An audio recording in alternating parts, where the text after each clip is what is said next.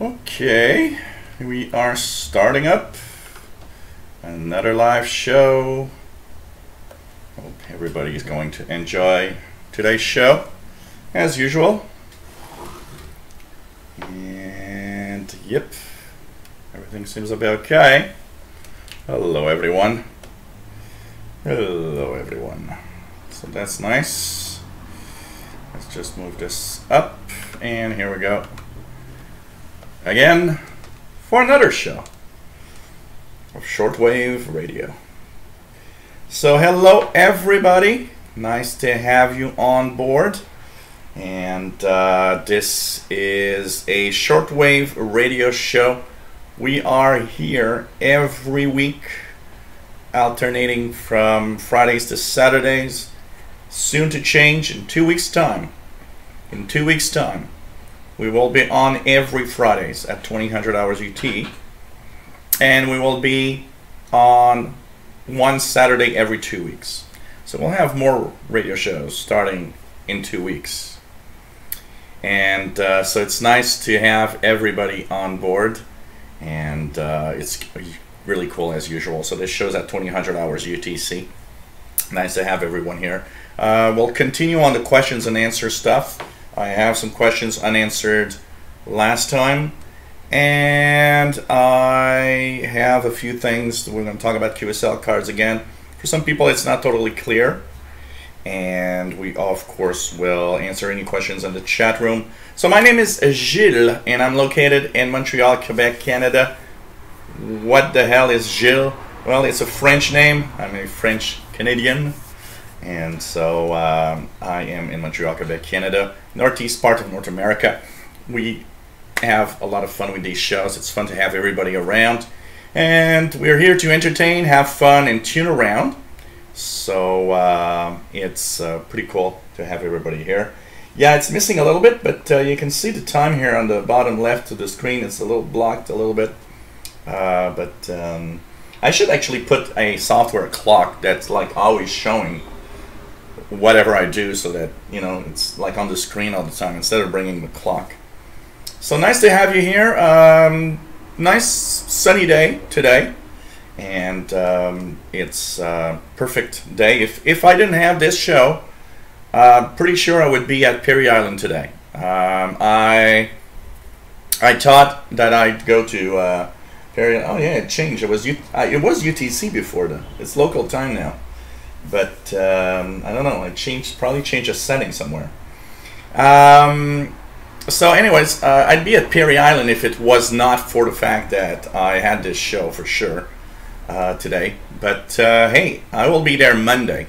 So if you want to have some Perry Island the expedition videos, they're all going to be posted Monday. I'm going to Perry Island. I'm going to have a lot of fun there, I'm sure.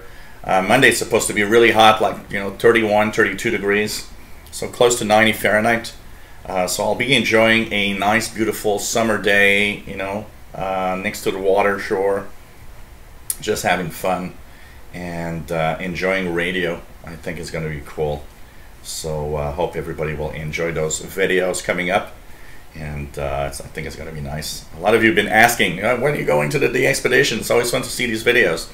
This year is a combination of bad weather. We had so much rain and bad weather, and then we had so much. Every time was a beautiful day. It was a day that I could not go because I had something to do, and so it was kind of a complex, a mix of complex things that just didn't make it come true.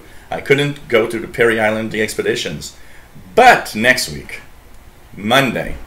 I will go to Perry Island. I think it's going to be fun. I don't know, I'm thinking of what exactly I'm going to bring, because probably for the first time I'm not going to go there by bike, so I'll be able to bring more stuff.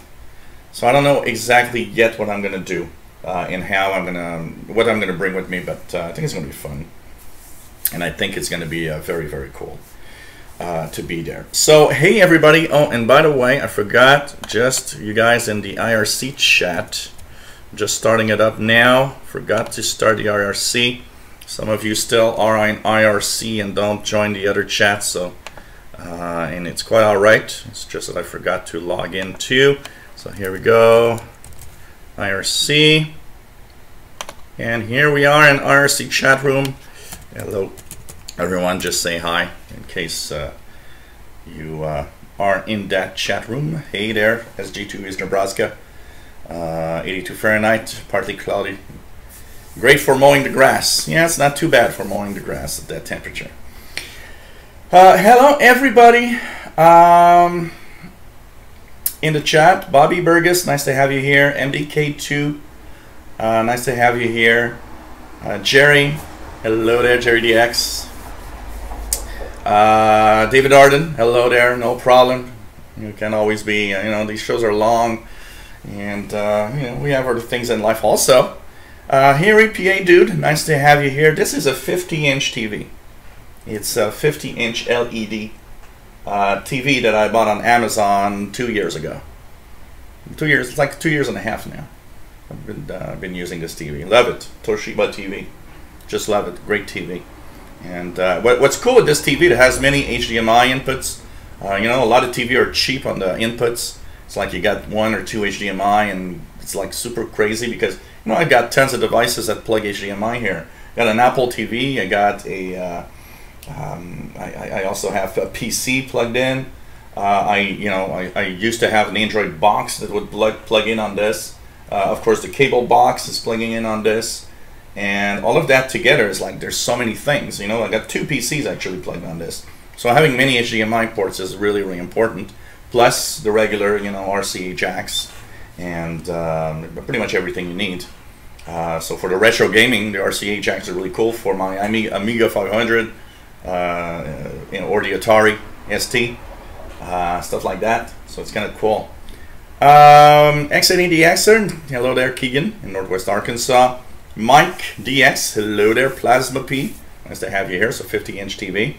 Ghost World, hey there. I hope you had my reply.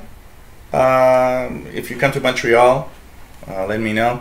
I replied through the YouTube private message. So I don't know if you saw it, but nice to have you here. Dave Thought, nice to have you on board. Scotty Tier 6 in Toronto. Richard Cook out in the UK, nice to have you here. Sean Fahey, nice to have you here. What else do we have? What else do we have? Anybody I missed here? Yeah, Nick Amendel from Romania. Nice to have everybody here. Anybody else that I've missed? Hello there. And yeah, life shouldn't get in the way of radio. That is totally true. Totally true. Richard Cook is receiving Italy cable on 10,000 kilohertz at the moment in the background. Hey, Noise Jammer, nice to have you here. Steve B, hello there from Australia. Nice to have you here on what I guess is Saturday morning over there. Pretty cool. XNADXer says on Thursday he had FM skip opening stations, including 2 from Canada, 88.5 CILV Ottawa and 88.9 CKMW. Winkler, Manitoba. Wow, that is cool. That is cool. Hey, Calvin, nice to have you here. Ethan Best, always cool to have you here also. What else do we have here? Nice to have everybody here. So hello all. And so today we're going to answer some of the questions. We're just going to check. Somebody, I think it's Scotty Tier 6, said wave scan. Let's check it out. Yep.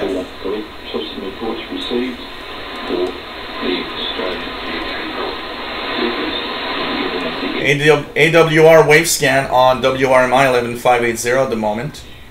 I find it interesting. AWR wave scan is kind of fun. It's actually kind of fun to listen to. It's an interesting DX program. Now, I've got actually a few questions about DX shows, and if I know of any lists of DX shows. So, but it's not as strong as usual. You know, Richard says 11.582 week. It's not even strong like it is usually here. The propagation today isn't perfect. Isn't totally perfect, I gotta say. So, really interesting. What's this picture on the wall behind me? It looks like it could be you on the right. Nope. It's actually no. It's the if you're talking about that picture, it's in the middle is my sister Joanne, that died of breast cancer 6 years ago. This is my sister Carole, and that's my mom. My mom died in 2008. So little family picture. Hey there, Bobby Jones. Nice to have you here from the IRC chat room. So hope everybody's going to have a lot of fun. Yeah, solar flux is 68. It's very, very low. But I don't count. I don't count on the. I don't count on the only the fact that solar flux is 68 for the bad propagation right now. K index was 3, so it's like the conditions are a little unsettled for the shortwave propagation right now. So it's not just the fact that it's 68, which is low, and I'm gonna have to get used to it. By the way, for the next few years, solar flux of 68 will be the norm, pretty much. So that's something that you will have to get used to. Absolutely, for sure. Mike DX says 87.7 megahertz this afternoon UK time, possible early Perseid meteor pings. Yeah, Perseid meteors are starting to. It's like a couple of weeks before and after. A couple of weeks before and after the major peak of the Perseids around August 13th, 12th, 13th. So yep, it is possible. It is possible. Mike DX, hey, Mad Radio DXer, by the way, hello there. Mike DX, this is a Afedri, A-F-E-D-R-I, Afedri SDR, and it's a very, very cool software-defined receiver. Been using it a lot, and especially using it on this is just amazing, because it's like you're in your living room and you got a really nice display with the waterfall and everything for that for receiving shortwave. It's just cool, and it's a core. The machine that's driving it is a Core 2, an old Core 2 desktop that works fine. You know, I mean, it doesn't use that much power for the HDSDR software, so it's pretty cool. And on this 50-inch TV, it's pretty nice, I gotta say. So really, really, really cool. And so, of course, Monday will be the expedition day. So I'm gonna head up there early. You know, like maybe like for me, early is like 11, maybe 11 in the morning, and I'll stay there pretty much all day and come back maybe early evening, like 7 or 8 p.m. It's really a full day there. I'm gonna bring lunch and some comfort food, chips, stuff like that. Cheers, everyone. By the way, if you're asking what that is, it's not a beer. This is I actually had a show. On Wednesday, I had a U2 party. Now, what's a U2 party? It's because U2 does not come to Montreal for their Joshua Tree tour, which I think sucks big time, because I want to see them in concert. So I thought, hey, while going through YouTube, I found one recording of the full show that is actually good enough to watch and enjoy. So what happened is I created a Facebook event with my friends and family and said, hey, U2's not coming to Montreal. Well, who cares? There's a U2 Joshua Tree Tour party Wednesday in my home. And so people came over and we watched the show. And for the occasion, I bought a bottle of vodka, Absolute vodka. And I thought, I didn't feel like beer, so I thought, Absolute vodka, I'll do drinks instead. So basically, I still have some vodka left. So I thought, hey, let's do it. So this is two parts, 2 shots vodka with 7-Up and fruit juice, like cranberry juice. So cheers, everybody, and tastes good, and it's different from the beer, the usual beer time. So sorry for anybody that has buffering. Here everything's green, so it should be fine. Unfortunately, buffering happens for some of you. Does anyone by any chance know where the English guy who used to be on CRI Roundtable is gone? There's a guy, Ryan Price, on it currently, but the other guy, there's a big change in that.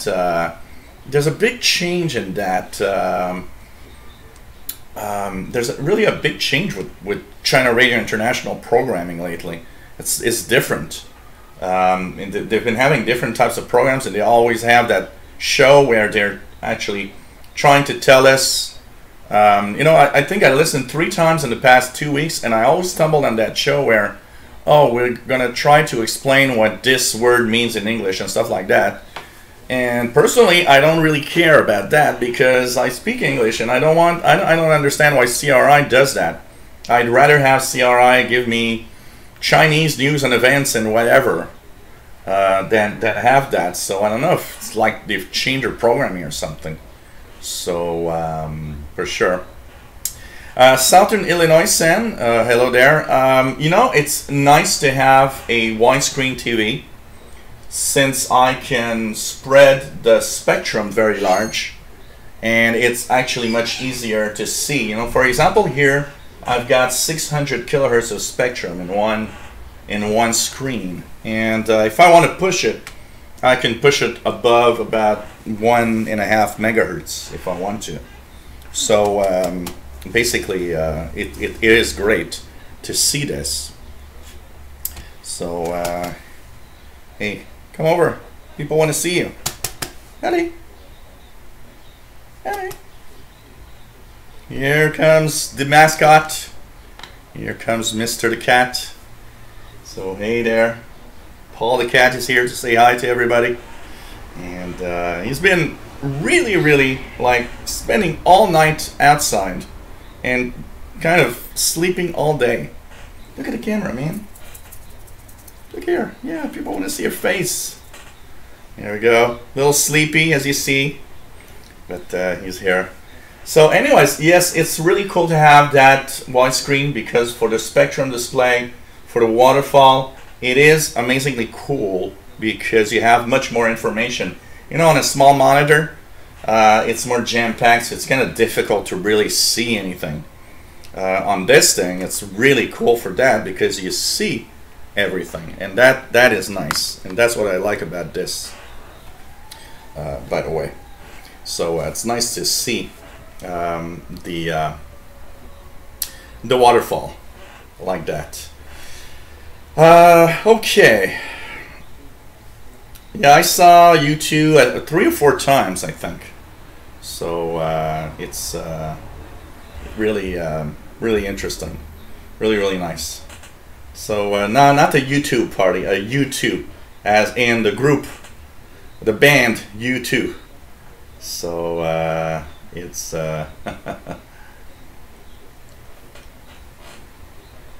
yeah, I know. There's a event. I believe there's an event coming up in Montreal for YouTubers in October. I'm thinking of maybe joining and checking it out. I think it could be cool. Meeting other YouTubers and also maybe exchanging tips and tricks, and I think it could be cool.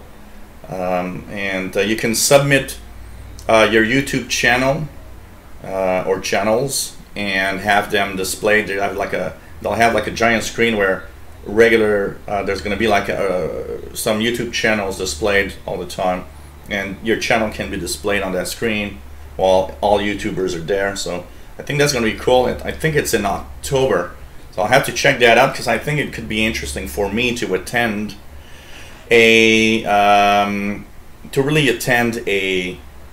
YouTubers convention of some sort. I think it would be a very nice thing. So yeah, Beijing hour is good. Beijing hour is quite good. Yeah, exactly. Mad Radio. That was Paul the Cat saying, I don't really care what you want me to do. I just want to be here, and that's it. Hey Michael Pomkus, nice to have you here. And my TKBC last week didn't come in very well. I was listening on 9925 at when it started, just after I ended the 4-hour show last Saturday. It was coming in, but it was not very strong. It wasn't as good as it is usually. So propagation was not perfect for. And you know what? It already shows. One of the things that I've noticed, and that we got to notice, by the way, is that we are already a month past the solstice, and it already shows on propagation that slowly propagation is shifting. And usually August is a month of transition because we're getting closer and closer to the equinox in September, where we'll go into a fall or autumn, depending on what you want to call it. And basically, man, I got cat hair everywhere now. So anyways, it's like a transition. We start seeing a change in the propagation. We start seeing that evening propagation is different. Later in the evening, higher frequencies are starting to be not, less interesting than they were at the solstice. Also, we could see, we do have very low solar flux. It really shows. So, you know what? 9925 for 90 kbc, maybe it's starting to get too high of a frequency for that time to North America already. And I think they should change back to, 7 megahertz or 6 megahertz, maybe a 41 meter band, 7 megahertz frequency. Could be a good one for sure. So it's pretty cool. Yeah, David Arden, we are kind of having a YouTube party right now. Yeah, we can say so. So hey, Jane Dagger, nice to have you here, and nice to see everybody, by the way. So share your mixed drink recipes at the YouTube event. So nice to have here. Philip Briggs, hello there from Brazil. Scott Lane, cool, nice to have a new subscriber and viewer of the videos. Always nice to have new people around. I think we have to renew and get more subscribers. One of the things I will do this fall, by the way, is a YouTube advertisement. I will spend some money on YouTube advertising for both my Windows channel and the Shortwave channel, the two main channels that I really find important. And I'm curious to see if it's gonna do something.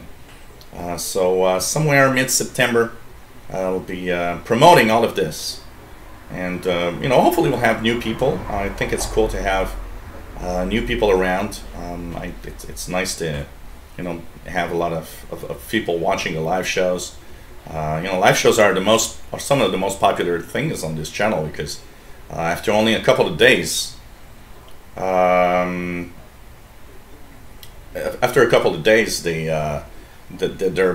past 1,000 views, and it's pretty cool. Hi Mapper from Moscow, nice to have you here from Moscow. Pretty cool. Thanks for joining in. We have Hef Glassy, nice to have you here from Oakland, California. Really nice to have you on board as usual. Scott Lee is in Oak Ridge, Tennessee. Pretty cool. And nice to have everybody on board, by the way. I wanted to answer a few questions about QSLing, because for some people it ain't necessarily that clear. And actually, the QSL questions, let me just take my pad here, because I don't remember the names. So several QSL card questions, and so I'm answering in here questions that come from, one is from Frank in Tampa Bay, Florida. One is from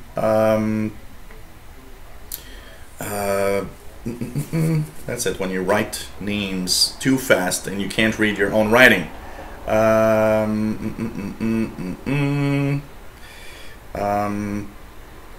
Darn, can't read that name.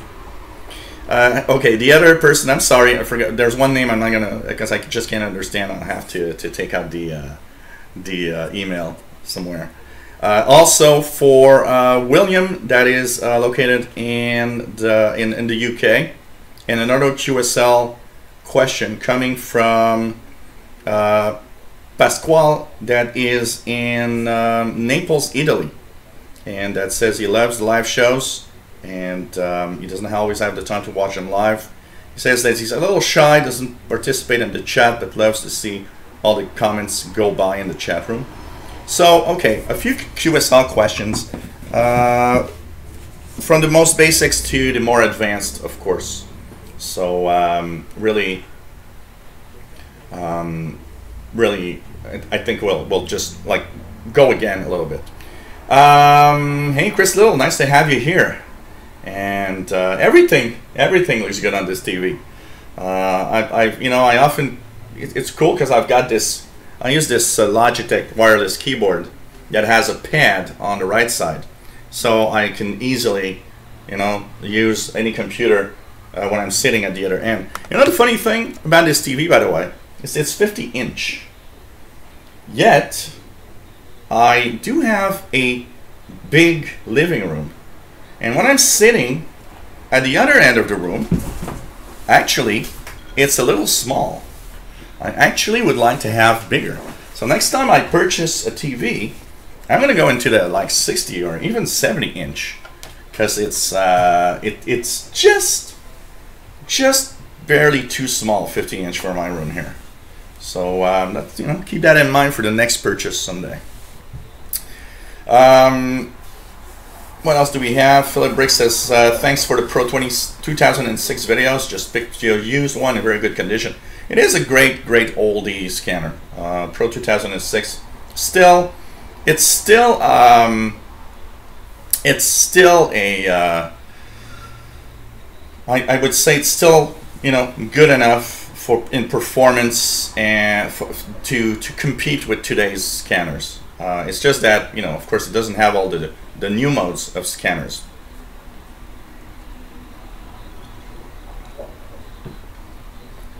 So, and like Liv Arden says, we maybe snarl a bit, but yes, we do not bite. Absolutely, a lot of people don't. We were talking about that a little bit just before the show came up, where people say, well, I'm more of like a watch. I watch, but I don't really participate much in the chat room and anything. And one of the things that I was saying is that there's obviously, when you look at the number of people that are actually in the chat talking and the number of viewers at any given time, it's obvious that only a small percentage of viewers are actually going to be in the chat and participate, which is quite fun. I mean, there's all types of people. Some people don't really want to go in the chat. Some people don't feel comfortable going into the chat, but it's quite all right. It's like you can watch the show and just never come in the chat room, and that's fine. I mean, it depends on everyone, and it's pretty cool. Eaton Best, you know what? Radio Havana Cuba is kind of one of those rogue international broadcasters. It doesn't participate in the HFCC and stuff like that to coordinate the frequencies that they use for transmissions. And you know what is the biggest problem? Is that there was a clash between KBC and RHC. And the problem with that is that Mighty KBC does look at what's available on frequencies. But the problem is Radio Havana Cuba doesn't. So the Mighty KBC didn't know that Radio Havana Cuba then jumped to 6145 at some point. And because it doesn't show on any lists, except if you look at the shortwave lists that we look at, And that's the bad part. And many times I've ranted at Radio Havana Cuba choosing frequencies that they shouldn't have. For example, there was a period of time where Radio Havana Cuba actually moved on 11670 at the time that All India Radio had a great signal here. And I was really going crazy with that because, hey, you are using a frequency that is already in use by another broadcaster, and you're annoying me as hell because now I can't listen to All India Radio because of you. And I remember I sent an email saying, hey, you know, can't just choose a frequency and don't care about anyone, which is pretty much what happens. And you know, Glenn Hauser ranted at Harney Caro so many times for that type of usage of the spectrum, which I totally agree with. I mean, if you want to use shortwave radio, you should follow the rules. There are rules, and I'm sorry, but following the rules is important. And RHC doesn't follow the rules, which is sad because it often clashes with other broadcasters. For example, in the afternoon here, 15140, RHC and Oman are clashing together. Sometimes almost equal. Sometimes RHC is stronger. Sometimes RHC is very weak and Oman is better. It depends on the days, but it shouldn't be like that. I mean, come on, there's so many empty spots on the 19-meter band. Can you choose something in somewhere where there's really no one? It's annoying. These guys, you know, Radio Cuba for that is very, very annoying. Hey there, Mr. Roman. Nice to have you here. And of course, we are good people. Hey, Bobby Jones. Yeah, the indoor loop that I discussed / ranted, which you know, just to go back quickly on that indoor loop antenna from Degen, the 31MS. You know, it does improve reception. Like I said, it does improve reception, but it doesn't improve reception because it's doing what it needs to do. It's just like extending a long wire to your radio. So it improves reception, yes. It just doesn't do what it's supposed to do. So, you know, I understand the reports where people say, well, you know, it works for me. Yes, I'm sure it does. It's not that it's not like it doesn't do anything. It's just, like I always say, it doesn't do what it's supposed to do. The active part of the antenna is crap. It doesn't do anything. It really is just an extension of the long wire antenna, basically. So yeah, you do get better reception. It's not what you're supposed to have. So for sure. Okay. What else do we have here? Dave Thoughts says loves his Pro 2006. Use it for airband. And yes, we're coming to the QSL card stuff. We are coming to the QSL card stuff. Yeah, SDR Play is a good one. Ephedry, the one I have here, the Ephedry is really amazing. Shortwave only. I believe they have a new one with extended coverage. That's also a very, very good one. Ephedry. I'm amazed at this SDR, Software Defined Radio. Lou Rubens, nice to have you here. You know, sometimes we have, you know, people that want to just join in when they want to answer or give suggestions to others. So it's nice to have everybody here. 1990 Sunbird, nice to have you here. Thank you, Michael.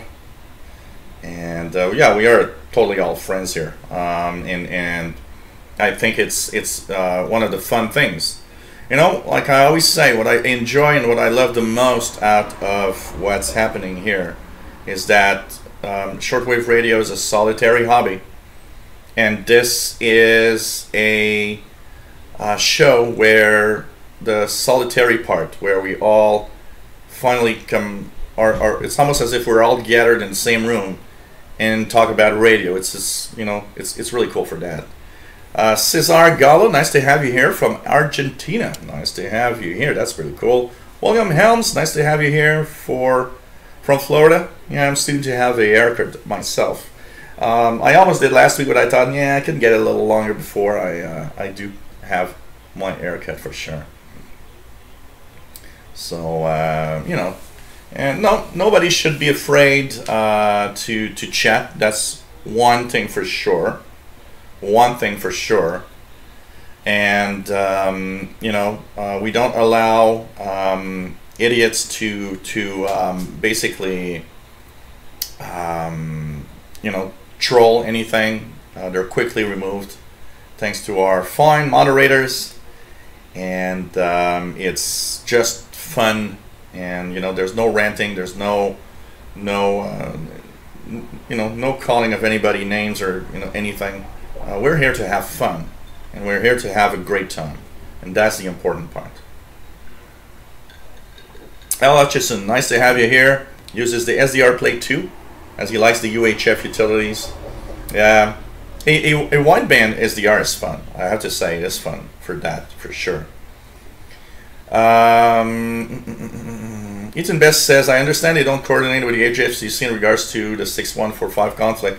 It wouldn't have been an issue at all if KBC changed frequency when everyone else does.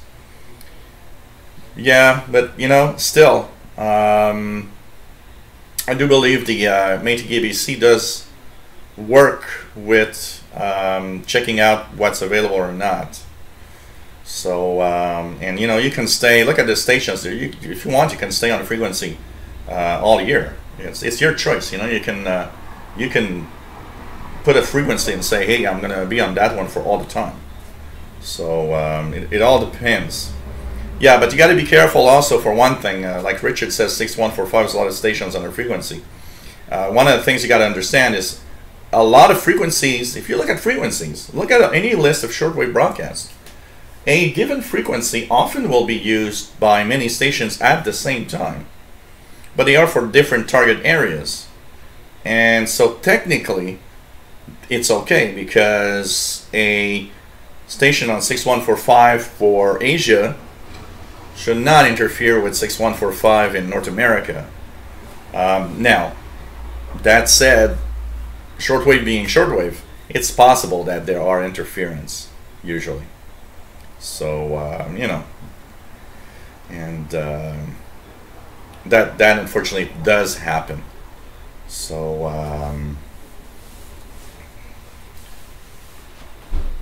if at least they follow the rules of choosing the correct frequencies, that's I think what needs to be done. Hunter Michichis, hi, nice to have you on board. Finally got a decent HF listener. The VX6R transceiver from Yaesu, amateur HD, but it covers a wider range, but the HF portion is nice. Cool. Congratulations, that's nice. That's nice.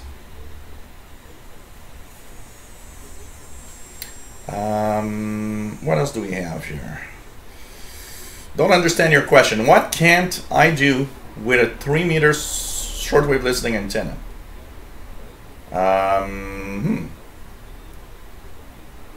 You can do a lot. I don't know exactly what the question. Well, what do I miss? Well, of course, one of the things for sure is that the fact that it's short, 3 meters, which is roughly 10 feet. It's pretty short. So, of course, you probably miss out on some of the weak signals because you don't have maybe enough of an antenna to get the weaker signals. This is plugged on a 22 meter long antenna, and so that extra length does give me more signals, of course, than if I had just 3 meters of wire on that same SDR. So what you miss is weaker signals, basically.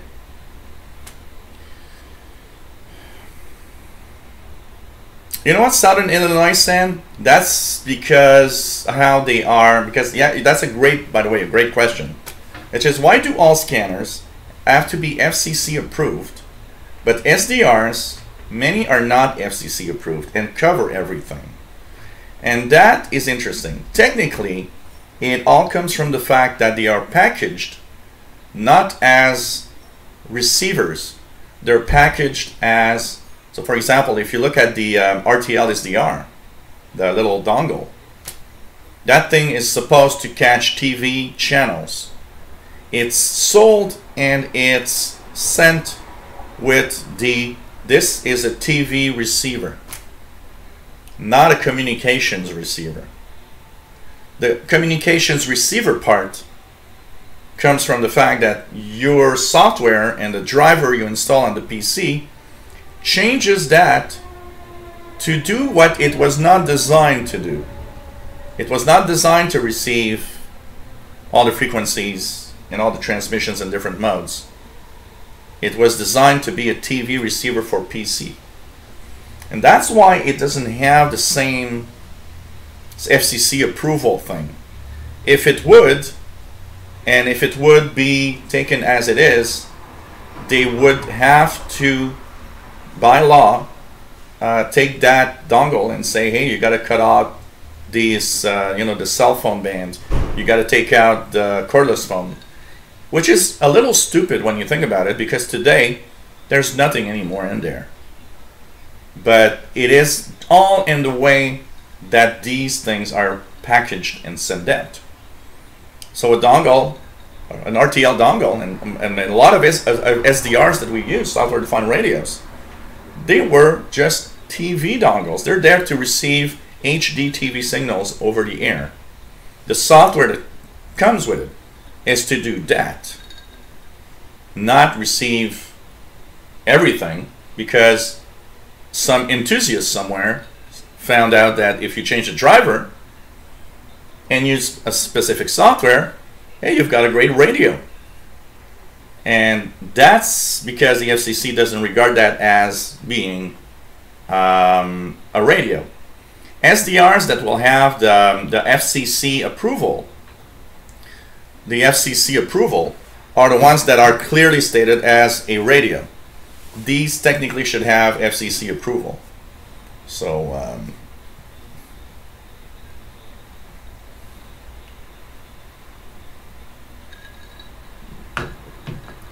what else do we have? Morrison AV, nice to have you here, says, saw a ICOM R71A locally used, still considered good receiver? Absolutely. The ICOM RC71A is an amazing receiver. So you should. If it's not too expensive, get that. You'll have a great radio. If I had one for a affordable price, I'd buy it. It'd be a nice add to my radios here. So yeah, Ethan, Radio Havana, Cuba, from what I understand, one of the people that is kind of an engineer there, if I do understand things right, Arnie Coro is actually one of those that works with the transmitters at RHC. And lately, the RHC signals have been bad, distorted, buzzing, and all sorts of artifacts. And when there's audio, sometimes I've heard Radio Havana, Cuba with almost no audio in the evening to North America. So yeah, and I think it all has to do with the fact that they probably have really old Soviet transmitters that were sent to them by the USSR back in the 50s or 60s when Radio Havana, Cuba started. And they probably still have and still use these old transmitters and try to maintain them in working order. So I would guess that's the biggest problem. Lack of modern technology and aging transmitters. Having a lot of old stuff that they have difficulty getting parts to. RHC will one day get off the air, and how it's going to happen. It's going to happen when the transmitters suddenly start, breaking, and that they don't have parts to repair them. Radio Havana, Cuba, I do not believe has, first of all, the financial means to buy new transmitters, and I would believe that will be the start of the end of RHC. Unless they can get some really new transmitters cheap. So KC1HOX, nice to have you here. As he says, we are all wonderful friends. And he's talking on Echolink right now. Cool. That's cool. Mario DXer says, I don't DX much these days, but much less on shortwave, but always enjoy the hangouts for the friendly chats and laughs. Yep, that is true. It is fun.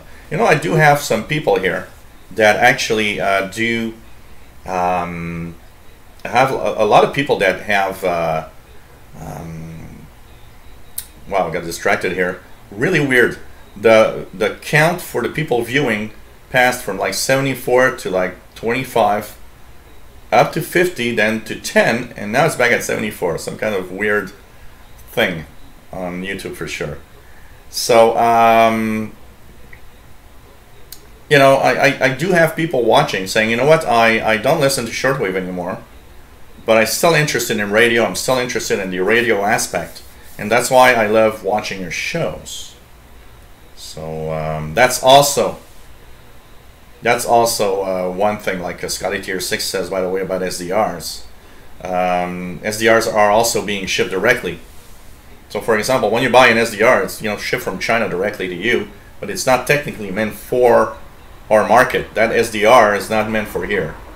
Also, if it would be, they probably would need approval. I believe any radio receiving thing that is actually sold in the US or Canada needs some kind of approval.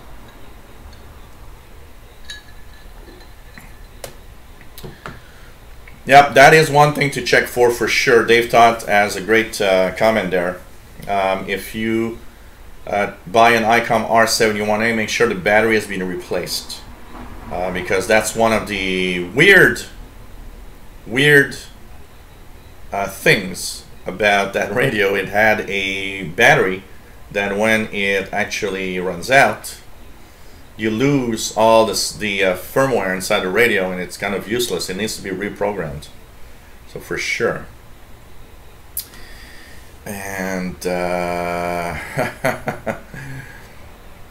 what else do we have here? What else do we have here? 773 Malibu Fraser, nice to have you on board from Chicago. Marvin KB9UXX, keep up the great videos, thank you very much. And I need to step up the videos also. 90X says also broadcast stations can use much more power in AM and not cause problems, bandwidth on AM and not cause problems. Yeah. The ICOM 8600 is apparently released in the United States, from what I see, because it's apparently been approved now. And I did, Jerry, I think, sent me a link to Universal Radio. Is it Jerry? No, somebody sent me a link. Universal Radio has it on sale now. The ICOM R8600 is on sale. It was a $2,500 and something price tag that they were selling, like $2,599, something like that. So it is on sale. Talking of Radio Kuwait, they are now on DRM on 15540, which is kind of sad because I'd rather have an AM signal. Michael Pereira, nice to have you here.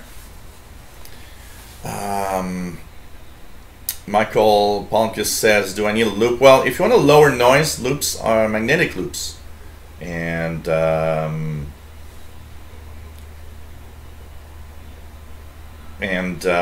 it lowers the noise. It's you know, like here I should have one of those Walbrooks or something. I really need to have something like that. It will help me improve the signal to noise ratio, basically. Scotty Tier 6 says, I got a call from Radio World the other day. The R8600 I ordered in February is on the way soon. Cool. Danny, Shortwave Radio DX, nice to have you here. Sunny and 85 degrees in Yonkers, New York. Really cool. Problems with 10.7 megahertz breakthrough reported on the 8600. Huh. For a $2,500 radio, that should not happen. I mean, come on. Richard Cook's receiving Radio Cairo on 98.95 with good audio. Well, for a change.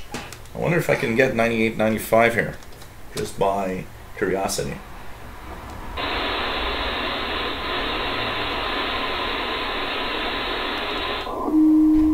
Yeah, it's there. Actually, it's giving a S9 plus 10. But I've got almost no audio here, if audio at all. But I do get the signal for 98.95 Radio Cairo up here. appear.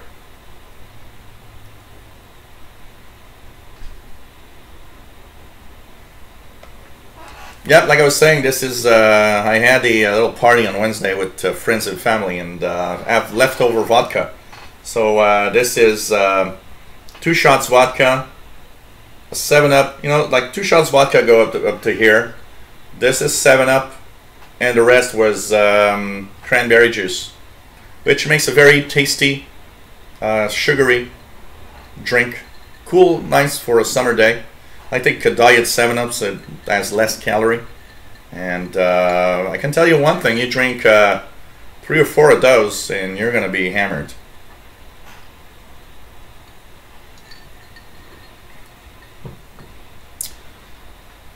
Yeah, SDRs are cool for that. You can see a lot of spectrum and you can see the different signals pop up everywhere. Like, you know, I can see here a signal just appeared and just, you know, it's kind of cool. And I you know, software defined radio helped me a lot to track and listen to signals I would have totally missed on a regular analog receiver because I don't have the possibility to see all the spectrum here. So, you know, it's cool to see. You see 600 kilohertz, it's kind of nice. Really, really nice. So, it's pretty cool. Hey, John Young, nice to have you here. Oh yeah, absolutely. You know, the Cubans do what they can with what they have, and they, you know, they have these things working. That's for sure. So, Tinbest says, I've noticed that since the engineer who did the Spanish DX program retired, things are started getting bad. You know, maybe he was a good one. Maybe he was a good engineer that could do miracles with nothing. So, oh, they have Chinese made one?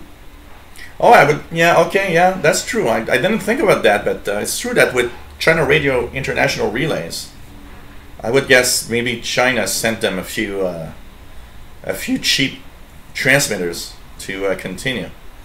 I didn't think about that. That's true. Oh, Richard's receiving Fire Drake jamming on 97.45. I'm going to try it, but I don't think I'll be hearing that here. Let's check it out. Anything here? Nope. Nothing here. Let's check it out. I want to check something here. I did see something. It's 52. Yeah, 16323 CW. I want to try a at 55. Okay, 16323 CW at 50. So let's just check out if 16323 CW has anything on it. It's a number station. I might have missed it. Don't hear anything. So there's nothing there. Nothing there. And by the way, guys, for those of you that remember when I was tuning all the time to bands, I received a weak signal from Iqaluit in north of Canada.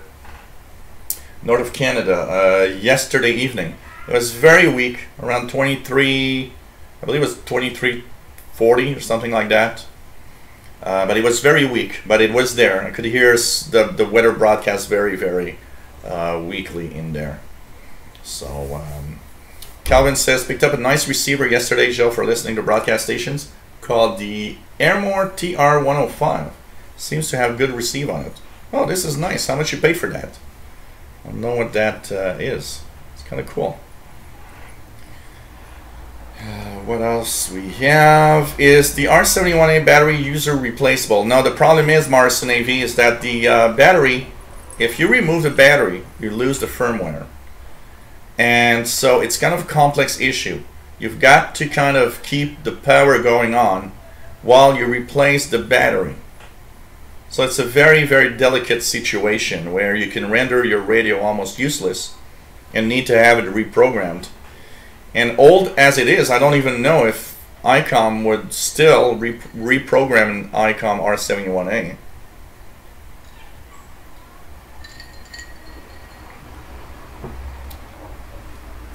Cesar Gallo says that cell phones and internet and most-scale radio communications, well, radio communications are still extremely important. And I always like to stress out that the internet is a magnificent thing. I mean, look what I'm doing here. That's such a cool thing about it. we gather a gang of people and talk about radio. The thing is, the internet also has its flaws, and in there, one of them is the fact that it's easy to take the internet and censor the internet of what's in there. A great example is YouTube does not go into China. Chinese people that look at YouTube probably are basically simply using VPNs to access YouTube by some means. But even that, the Chinese government right now is really getting more and more into the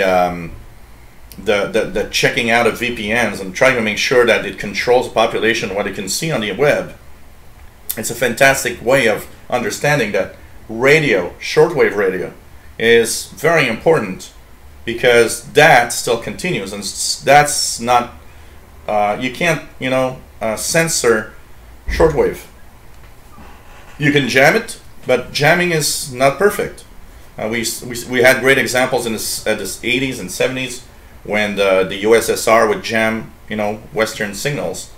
They would still, a lot of times, they would still go on to be heard into the USSR.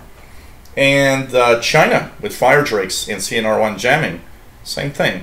We still know that it's not perfect. Some days you'll hear the jamming, some days you'll hear what you want to hear. It's something that changes because of the nature of shortwave, for sure. Spicy Peppers, nice to have you here. Pretty cool. What else do we have? Let's check out. I'm just going to check for 9445, which technically is All India Radio. Oops. Yeah, it's not very strong here. Just going to check 11670. Nope. It's very weak, but I do hear 9445 a little bit, which is All India Radio, which I believe should be in English at this time. Usually gets a little stronger around 2200, so we'll check it out. Brandy Handle 03, nice to have you here. Okay, I have a question. I'll provide an image, but I have a National Panasonic RF 4900. I am wondering what I need to put into the antenna terminal. Okay. Do you mean like the type of plug it has for the antenna? RF 4900, it'd be interesting to have some picture of that to see what it is. What type, some of them are screws. Here, you've been here regularly, so I'll give you moderator status, Brandy Handel 03. So you'll be able to post. And as I look here, a few of you I'm going to give also. Calvin 29, moderator, here he goes. I think it's going to be okay. I'm giving you guys, some of you guys. So, yes, Southern Illinois, Sam. China is trying to totally ban the VPN. Yes, Richard, 16323 was on Priam. What am I doing here? I don't want to have this. Confirmed quit. Sorry. When you go on Priam at 1950 UT, there. Oh, it's 20. I'm all messed up here. It's 20. I'm sorry. I'm the wrong place. I was looking at the wrong schedule. Okay, 20. That's where we should be. Okay. So sorry, guys. It was an hour early. I was still at the schedule an hour earlier. So hey, there's a few things here we'll check out at like at 2100. So there's 11635, by the way, 2057. Let's check it out. We should have the Cuban lady, 11635. Check it out. Yep, it's there. Not very strong, but it's there.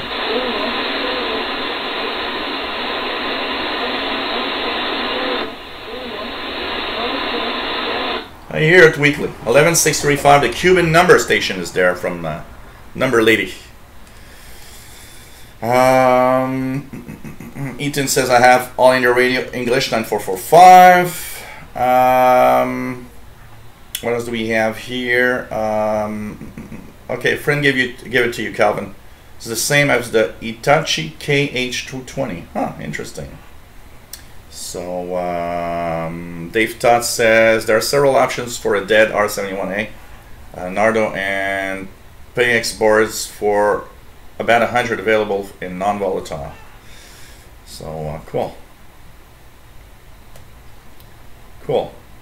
Oh, Richard's receiving HM01 and 11635 with Voice of Korea, and that's funny. And pretty cool. What else do we have? Hey, Kevin Y, nice to have you on board as usual. Pretty cool. Yeah, you know, some people that you see regularly, you can trust. You know, you can trust. So that's the more moderators you have, the quicker any idiots are off the chat anyway. So let me just check that out. Brandy Endel sent a link.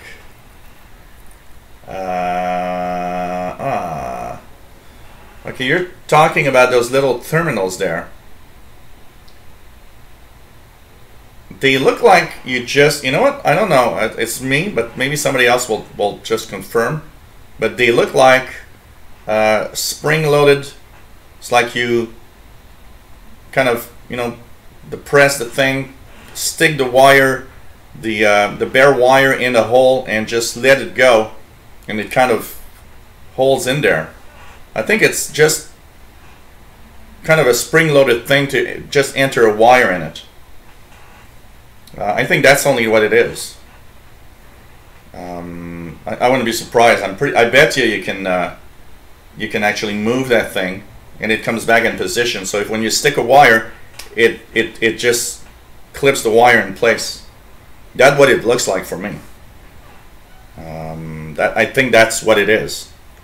So maybe somebody else will watch and say, hey, yeah, it's what it is.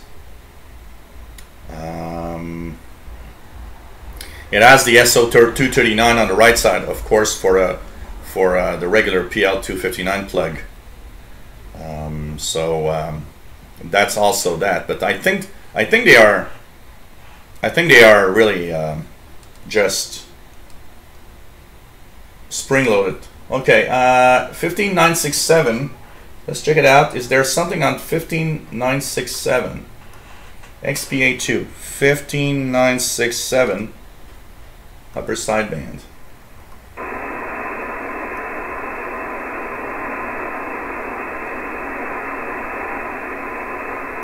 I ain't hearing anything. I ain't hearing anything on that one. But 13884 will be the next one to check out at 2120. So we'll check it out at 2120, 13884. Let's check out WRMI. Anything on WRMI 11580?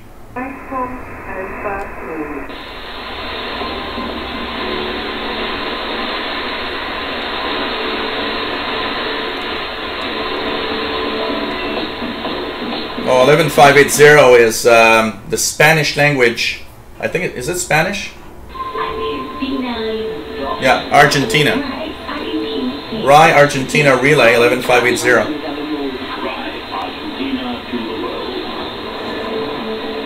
It's a multiple ID right now. So Rye Argentina starting on 11580, but it's not in English from what I believe. Nathan Campos, nice to have you here. Cool, first time that you can join in live. It's really nice to have you here, 73s. And welcome aboard from Brazil. Nice to see all the people all around the world. It's just so cool. What else do we have here?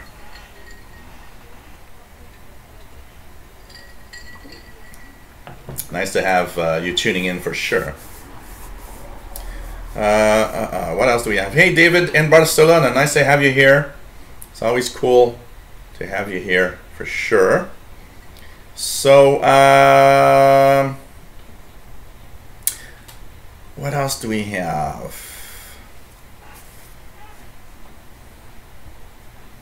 Yeah, I've done that a few times also. Like Dave Todd says, a banana plug and a wire and just stick it in the hole. I've done that a few times. But Richard's receiving 11,580, really strong now. So it improved, pretty cool. And yep, RAE English is 0102 on 93.95. I'm gonna try to listen in. I've missed it for a few times, and pretty cool. So let's do a little self promotion first, and we'll talk about QSL. By the way, guys, one of the, I do get, that's always a question I get all the time. Well, isn't YouTube, monetization paying you? And yes, of course, YouTube monetization is there. I do get some amount every month, but the thing is, it's very crappy, and it's the crappier by the minute. So just want to say, if you want to help me out, 2 ways that you can do this is PayPal. Now I've got a PayPal, short PayPal URL that's easy, which is paypal.me/shortwave. There you can actually send me a little something to help me out. It really is something that is important, because lately with the crappy monetization, I can tell you one thing.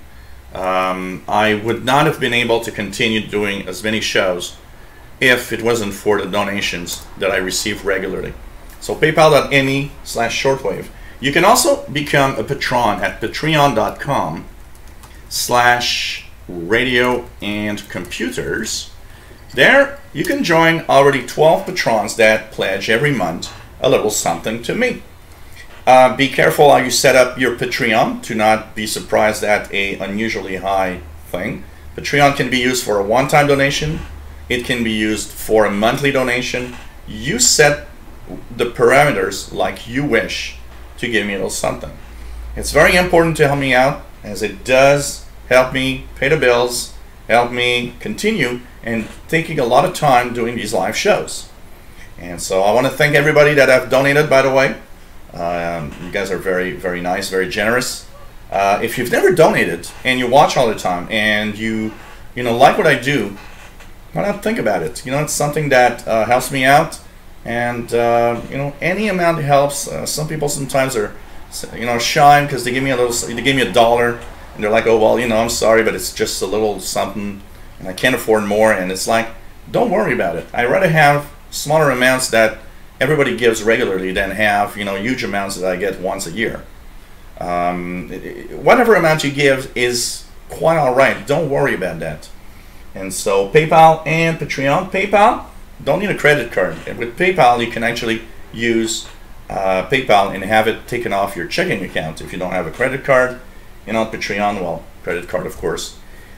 Thank you, everybody that have donated. And why not think about it if you can? And if you can't, please, I do understand totally, okay? Absolutely no problem there. I know that not everybody has the possibility to do so. And thank you, everybody, for your generosity. It's much welcome.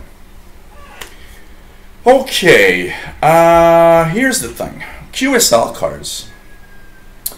So, a few questions about QSLing. So, first of all, somebody said, I've heard of QSLs.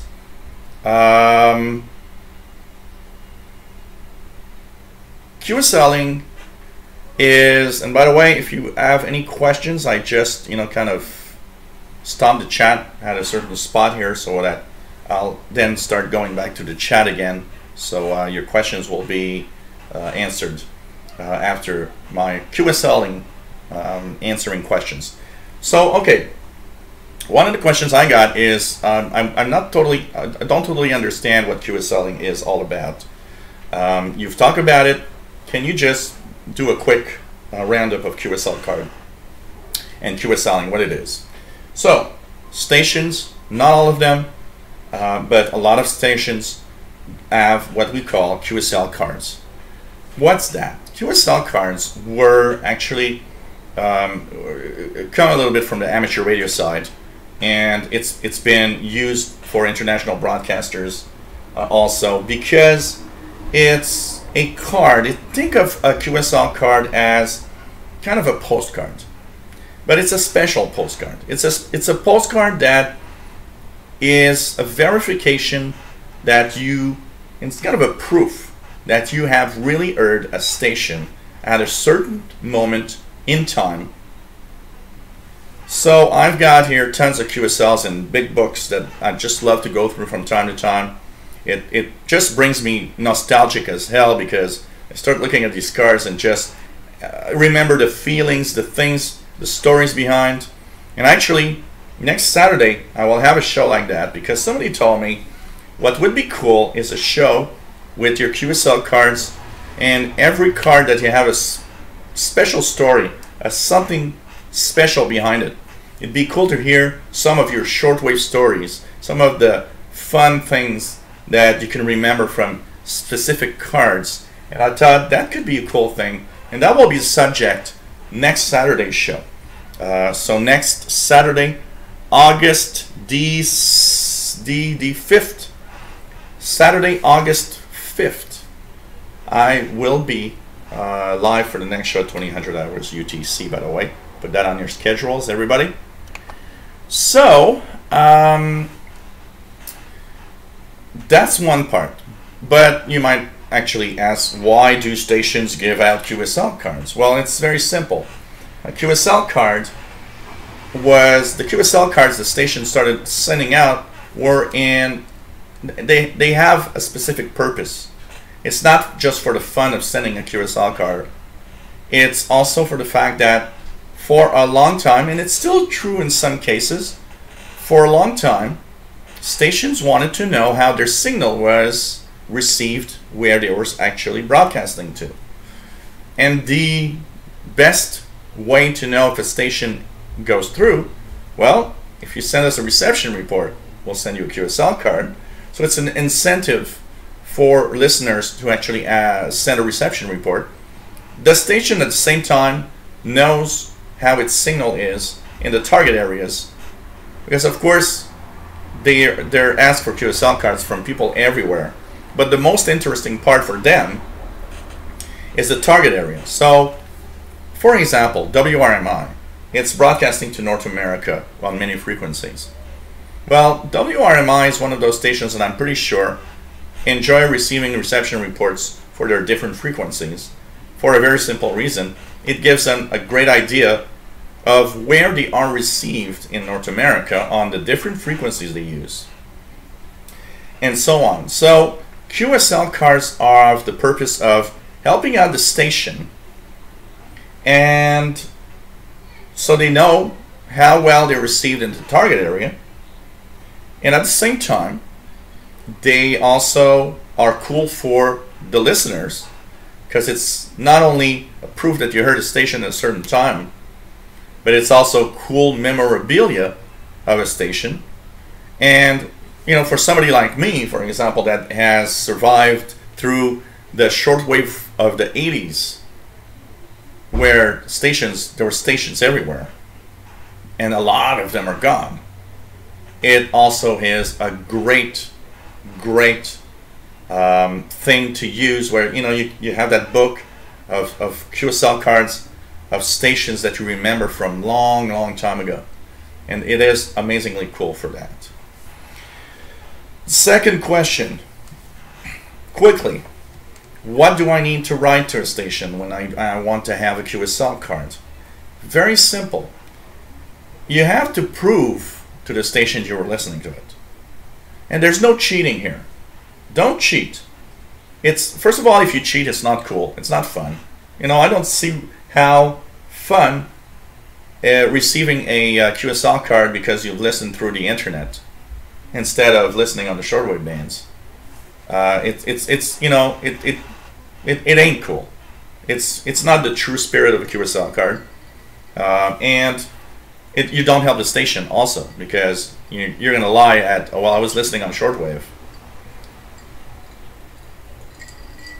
So you listen to the station, and of course you write to them with the date and the time in UTC, Universal Time, the frequency you were listening to. So here, I would say, I want to send a report, because that's also one question. Somebody told me, yeah, but I hear Radio Slovakia via WRMI. Can I write for a QSL card on both stations? Absolutely.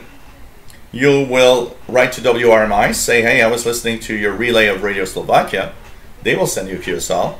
And you can write Radio Slovakia and say, hey, I heard you through WRMI, and get a QSL from Radio Slovakia. So it's like, you know, 2 shots. Because both of them want to know that the station is going through. So date, time, and UTC, frequency. So here I'd say, okay, I was listening to you on July the 28th.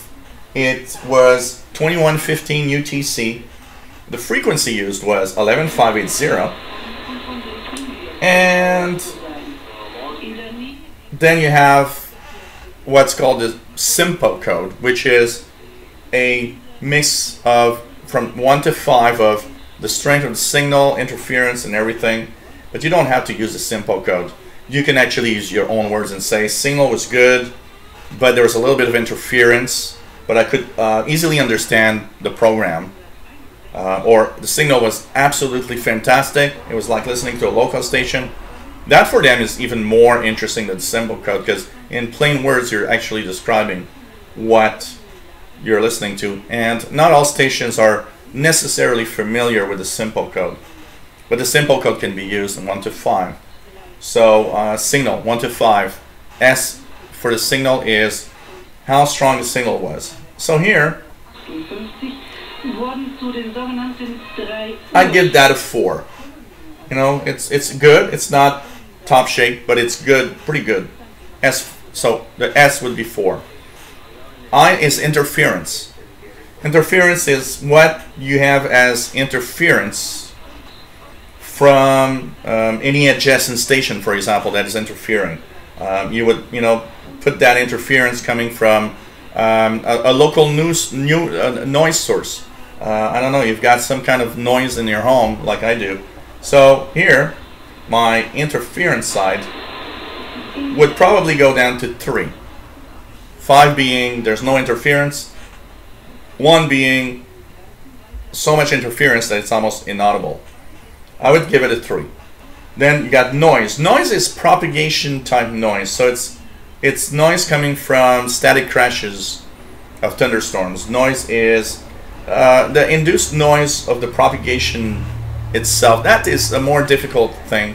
I will often put the noise in the, you know, like here I'd put it 4, because the actual noise from the propagation itself, from the signal itself, from, you know, the shortwave propagation is negligible in this case, and it's kind of difficult to really make a difference in here with what is local noise and you know, what is noise coming from other propagation phenomena.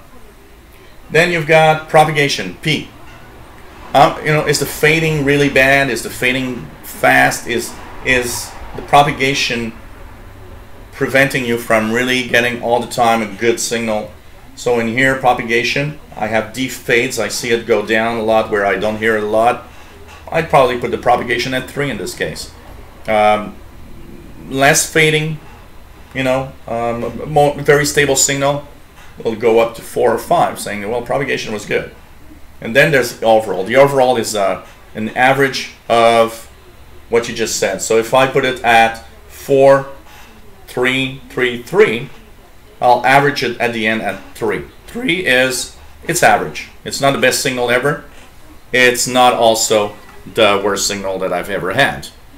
And do give some details in spoken words, because, okay, but what is an average of 3? Explain to them, I was able to listen to 80% of the conversation of what was happening, but I was missing out maybe on 10 or 20% of what was being said because of the propagation. So that they have an idea of, oh, okay, that's interesting. And then you'll have to give them, because that's your proof of reception, at least 15 minutes of details. So, okay, try to give them as many details as possible. Oh, there was the news at this time. And at this time of the news, and by the way, I'm just going to check out 2 minutes. So, 2120 is 13884. Let's check out if I hear XPA2 on 13884. Which is XPA2 is the Russian number station. We'll see if it's coming in a minute. So give them as much detail. You know, if you can name the songs that were played, if you can name the announcers that were there, but I'll give it to you. It's very difficult sometimes. Local music, you don't really know necessarily what the name of the songs are, and if you missed it, you don't really know what to write. So you can just put, well, there was a Romanian song, or there was a you know, Argentinian artist at this time playing a very beautiful song or whatever. Of course, announcer names, same thing. You know, my name Gilles Letourneau is kind of a impossible name for anybody to, like, what the hell I'm gonna write. It doesn't matter. Just say, well, you know, announcer give his name at this time. You had this subject on that program. The news item, the news started with this big news of what was happening in this or that. So, you know, enough details so that you can actually verify and say, yeah, you know what, I am hearing the station, and they can see that you are really hearing the station. So that's what you gotta think about. So it doesn't seem I'm hearing 13884 right now. So that's the big point of QSLing, and it's a fun thing to do. And what's cool with QSLing is that it actually also brings to the fact that you'll have some great, you know, you'll receive email QSLs, EQSLs, or you receive, you know, a lot of them send them by postal mail. Don't forget to put your full postal address when you write, and you'll receive a nice card by mail. It's kind of cool to have that in the, you know, in the mailbox, to receive a letter from somewhere else in the world. And you'll have some great souvenirs of your hobby throughout the time that you listen to. And to answer a question that is, don't you think EQSLs are not as fun as regular QSLs? I used to think that. Okay, I used to think it was kind of cool to receive QSLs by mail, but I've changed that over time, thinking that no, EQSLs for me are as important. And you know what? If you have a printer, why not print them out? You get an EQSL. You know, I've got a folder with EQSLs, but I pretty much printed all EQSLs I've ever received, so that I can actually add a paper copy to my books. So by printing my EQSLs, I've got a paper copy in the book, but I do keep the original image, because often it's kind of an image they send out. And for me, they're as important today. And you know, with the high price of the post now, you know, it costs an amazing amount of money now to send a letter. All I can say is it gets so expensive for them to send out material that, you know, more and more EQSLs are appealing. It doesn't cost anything, and it's easy to send out, and it's fast also. Another question, which is where do you get the details of where to send for a QSL, the postal mail address of a station, email of a station? Okay, I gotta say, one of the resources that is really amazing for that, the World Radio TV Handbook, in that respect, is an amazing publication, because it contains that info. It will contain the postal address and the emails that they update every year to make sure. Of course, if you listen to a station, listen to what they have to say. Most international broadcasters will actually give you their postal address or some email as they're broadcasting, because they want to hear from you. And these are things that you got to check for. And Apart from that, there's like, you know, a lot of nice groups on and forums of Shortwave on the internet that you can get help. There's, of course, search on Google, email of, you know, Radio Argentina al Exterior or WRMI email, and you'll find information. There's a lot of information. To answer another QSL, that one is a QSL rant. And actually, I've seen one today on the Yahoo groups. I think it's the CIDX, Canadian International DX Club group. Somebody was kind of giving out his frustration over the fact that he sends out for QSL cards and does not receive a reply. And he's kind of mad. And I gotta say just one thing about that. There are several things that happen when you QSL. First of all, the stations that you write to are not required to send you anything. It's courtesy. They'll do it, but they don't have to. And never take for granted. Never take for granted that they have to send you something. If you get mad because you didn't receive a QSL, you're getting mad for no reason. They don't have to. They never had to, and they don't have to today. And some do not. And that's it. Remember that it is something that costs stations money. And today, most stations are rather strapped on cash. They're rather tight on money. So you know what? One of the things you got to remember here is they have to spend money to send those QSL cards.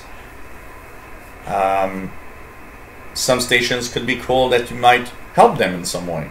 Send them a little something to pay for the cost of what it is that they're sending you. There's also the possibility that they have sent something, and through the mail you got lost in the mail. I don't know how many QSL cards I've asked for in my life, but I can tell you one thing. I probably have only 20% of everything I've ever asked for in my books. A big chunk, a big chunk, like 70 to 80% of what I sent through the years probably never came back. Some of them probably were, you know, the station probably sent something, it never arrived. Sometimes it's your problem. It's you've sent, it never arrived there. There's also the possibility that the postal address you've used is not used anymore. The possibility that the email is unused anymore. All sorts of little things like that. So you got to be, you know, you got to be careful, and you just got to respect the fact that, yeah, if they don't want it, they don't want it, and that's it. And unfortunately, I see a few rants, and I saw one today, a big ranting of that. And well, you know, don't go crazy. Unfortunately, like today, the person I saw ranting had some of them actually that were usually do answer the QSL cards requests. So I don't understand what the hell is that. Somebody just texted me. Somebody just texted me. Okay. Friend of mine, sorry. Okay. So anyways, you don't, you know, really have to go crazy, and some of the stations I saw that didn't answer usually do answer. You do need sometimes follow-ups. I have cards from stations here that probably I had 3 or 4 times I sent a report before I got a reply. Some stations, you know, some people have tried all their lives for a station, finally got a card after years. In the other way, some people send out for cards and never did receive anything ever. So, you know, and then there's a part of it is chance also, because part of it is that you might have a card and their friend will not have one. You know, a great example that I have, and it's always the story that I've got. Me and one of my best friends, we both listened to Shortwave together when I was a teenager. So it was kind of cool because my best friend was also listening to Shortwave. And we would sometimes make reception reports together. And it was funny because sometimes we were on the phone and be listening to the same station and both be writing the stations while we were on the phone. And then we'd go together to the post office and send those letters. It was kind of cool, you know. One great example is, I remember Voice of Nigeria. So one evening, we get the Voice of Nigeria. I guess we're maybe in 1984, 85, 84, something like that. Maybe even 83. I'll have to check the QSL card I got here. We both had the same postal address. We both sent the station at the same time in the same mailbox. 6 months later, okay, a little more. I remember it was like probably June or July, hot summer day. I remember receiving that card because, first of all, it was like, wow, Nigeria, finally. Because I had written before, never had anything. But also because when I received the card, it was a snowstorm outside. And we didn't have school that day. And I remember opening the mailbox and seeing that I had a nice big envelope with Voice of Nigeria. They had put a QSL card and a magazine, which was very amazing. And my friend got kind of, you know, mad because, like, we mailed it together the same day. Why the hell am I not receiving anything? And he never did receive a reply. So there's a part of chance somewhere in there. I don't know why mine got replied and his didn't. There really wasn't much difference in anything. It's like, I don't know. It's one of those things that sometimes you're like, I have no idea why it's like that. You know, I guess. So don't go mad at, you know, don't rant for the fact that you didn't receive a card or anything. It's you know, it's what it is, basically. It's what it is. Okay. What else do we have here? Let's continue on. So sorry guys, I'm very far behind because I was talking.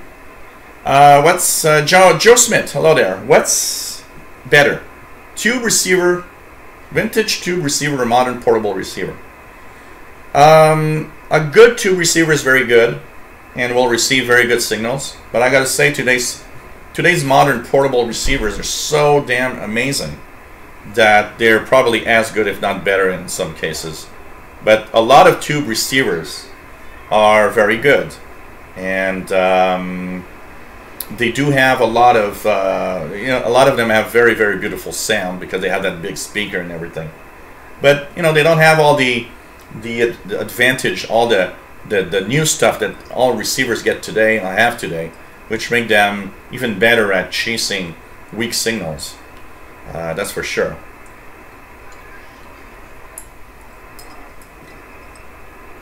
So Nathan Campos says it would be very nice to have a dedicated episode on QSLing, since a lot of beginners don't understand it and how to properly do it.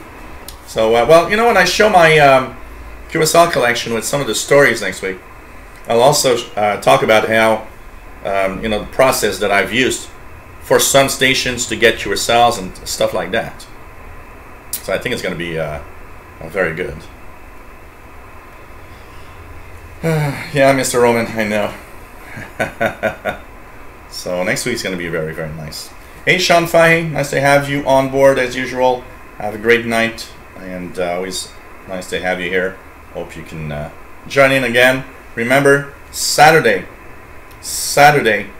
August 5th at 2000 hours UTC is our next show for Shortwave. What else do we have here? Jerry says VP2ETE from Anguilla on 14216. Let's check it out. 14216. Anything that I hear from there? Oh, there's some hams. There's a ham here. Let's check it out. Different hams.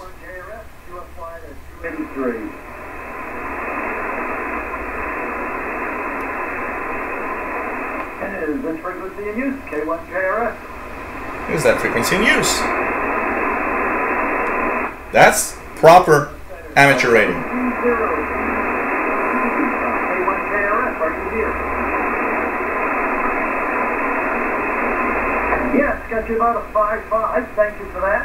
Yep, that guy that came on below me there was necessitating a changeover. So some ham station there.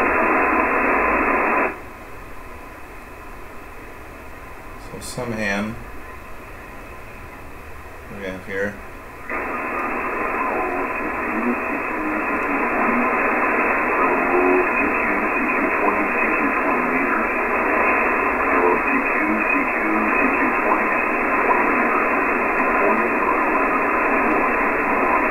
Station calling CQ. Have you noticed, guys, some stations have a way too bassy sound when they call CQ? And it's kind of difficult to make out their call signs. It's not always easy. Yeah, absolutely. Like Kevin Weiss says, cut WRMI earlier. They love QSL reports. So, really, really nice. So, yeah, Jane Dagger, when you cheat, you ain't. You ain't. I'm thinking of getting this antenna. I need your opinion. Okay, what is this? This. Okay, this is the, yeah, a Magloop. You know what? The Magloops are rated as very good antennas, and I wouldn't be surprised. This is probably a very good antenna. I wouldn't be surprised. $250 US. So that I would guess that must be a good loop antenna, and help with noise. I'll keep that in my favorites. It's kind of a tempting antenna also, for sure.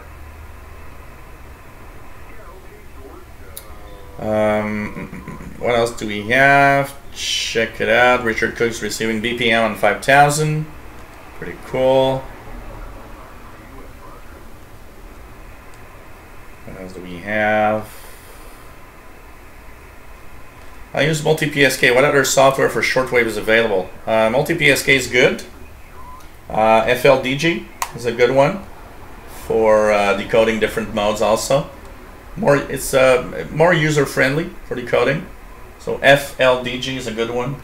One that is great for weak signal modes. There's a for weak signal modes there is WSJTX. That is fantastic for JT65, and that also has I have the release candidate version here, version 1.8.0, and it has now the new mode, which is FT8 that I've tried. And it's cool because when you choose a band with a different mode, it actually tells you what frequency to tune. So for example, for FT8 here, it tells me tune 14074. So technically, I'm just gonna make sure my clock is all right. Technically, I would, so make sure that it's synchronized. Whoops. To date, here we go. Okay, so for example, if I wanted to decode FT8, it says 14074 on 20 meters. So I'd go here and I do 14074 upper sideband. And of course you hear these tones. And now I just monitor here and you'll see something appear, which is the contacts of the stations. There we go. Look at that. Look at all the contacts that just appeared just by tuning in. There's a CQ from N2BJ, sorry. I'm hearing N0JR, K9FE, KC3ACQ, N2LEE. Look at that. Look at all the stations coming through. This is amazing. This is a cool mode, by the way. FT8 is one of those brand new modes Remember, if you go to WSJTX page to get it, don't download the one at the top. If you want to have FT8, you have to download way at the bottom of the page. I posted a video where you get the station, the station, where you get the release candidate, which is a beta software. It's in test mode. That one has the new mode for FT8. Look at that, a lot of people using FT8. Look at this, a German station, DL9RDN. They just received. There are a lot of stations. Look at that. This mode is getting so popular. VE3 SLM from Ontario, Canada. F6 JCP from France. Propagation seems to be picking up. This is cool. And look at all the stations. This is just amazing. This is just amazing. You guys should check that out. FT8 is amazing. Amazing mode. Love it. And it sounds like what you hear. Just so cool. Just so cool in a digital mode. I think there's something on, just check that out, 2140, 12217. I just want to check if I can hear 12217.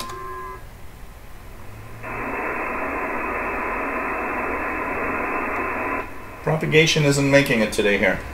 Not receiving the Russian number stations of any sort. So this is really, really cool. It's an amazing mode, FT8. And it's one of those new modes. And it's really, really cool. So, really, really nice. No, you did not, MDK2. I have not. We've had a very well-behaved chat. Heist Lane says, hi, I live in a city surrounded by mountains. Is there a chance to get a good reception on shortwave? Yeah, because the signals are coming from their skywave signals. You know, mountains will block most signals that are ground wave signals, like FM stations or medium wave AM stations sometimes. But they should not, in general, block any shortwave signals that actually come from the sky, because they are bouncing off the ionosphere. So I do not think you'll have much difference in reception unless you live really close to a very high mountain. That could block maybe some signals that would come from that direction. But if the mountains are kind of surrounding you from the distance, it should not have much effect on shortwave. Except maybe on the low frequencies like 80 meter band, stuff like that, where the skywave is not as pronounced as higher frequencies. But I don't think it will change that much, personally. I don't think it will change that much. And welcome aboard, by the way. So, pretty cool to have everybody here. Okay, what else do we have here? Now this is an amazing mode. FT8 is really nice, and all the stations. That was so darn incredible. APA1 SBM. Nice to have you on board.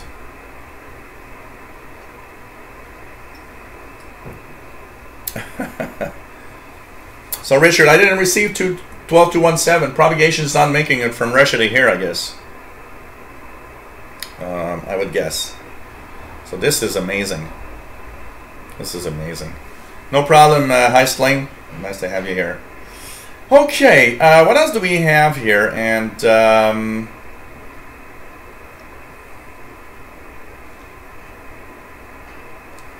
what else do we have? What else do we have? Williams receiving Spanish hands on 14273. Let's check it out. Do I hear 14273? This is a little bit of tuning, by the way. I've got this tone here. Let's check out. I'll think. I'm gonna check out 13700 and see what we have in the 22 meter band. So okay, we've got WWCR on 13845. Now all of these people heard, And there's just one story about the seed that says in verse 20, and these are they which are sown on good ground, that will hear the word and receive it, and bring forth fruit, some 30, 60, and some 100-fold. And this is the tragedy. People will come in, and I said this last week for some who were here for the first time, I'll say it again for those who are here or listening for the first time. Find yourself, the word is a mirror. Find yourself somewhere in here, because that is the description. And when you sift it down, you'll see there's only two categories. Even though three are a diversity, there are only two categories. So this is Annoying Woman, WWCR. So, yep, there's a video that I have, by the way, for FT8 where I've explained where to get the software, and I have a demonstration. Luis Arevalo, nice to have you here. AD6UP, nice to have you here. Cool, David, let's check that out. Identifying, oh, how to identify Chinese radio stations. Yeah, that's useful. You know, it's very difficult sometimes to really, you know, the difference between the different stations and all of that. So it's cool to have some help, you know, especially when it's in a different language. One of the things that's hard, by the way, one of the things that's very hard for a QSLing is when you're actually want to QSL a station that is in a language that you don't have knowledge of. And now you need to QSL, and it's kind of hard. One of those languages that I don't understand at all, that I QSL'd a few stations, is Portuguese. I have a few Brazilian QSL here from stations that are Portuguese language, and the only way that I was able to do that is when it's in a language you don't understand, listen to it for a long period of time and note down moments where there's something of interest that you can actually identify. Okay, at that time they played a song. At that time it came back to, you know, spoken language and stuff like that. And of course, explain to them you don't speak their language. You will tell me, yeah, but I don't speak Portuguese to send them a email or a letter. It doesn't matter.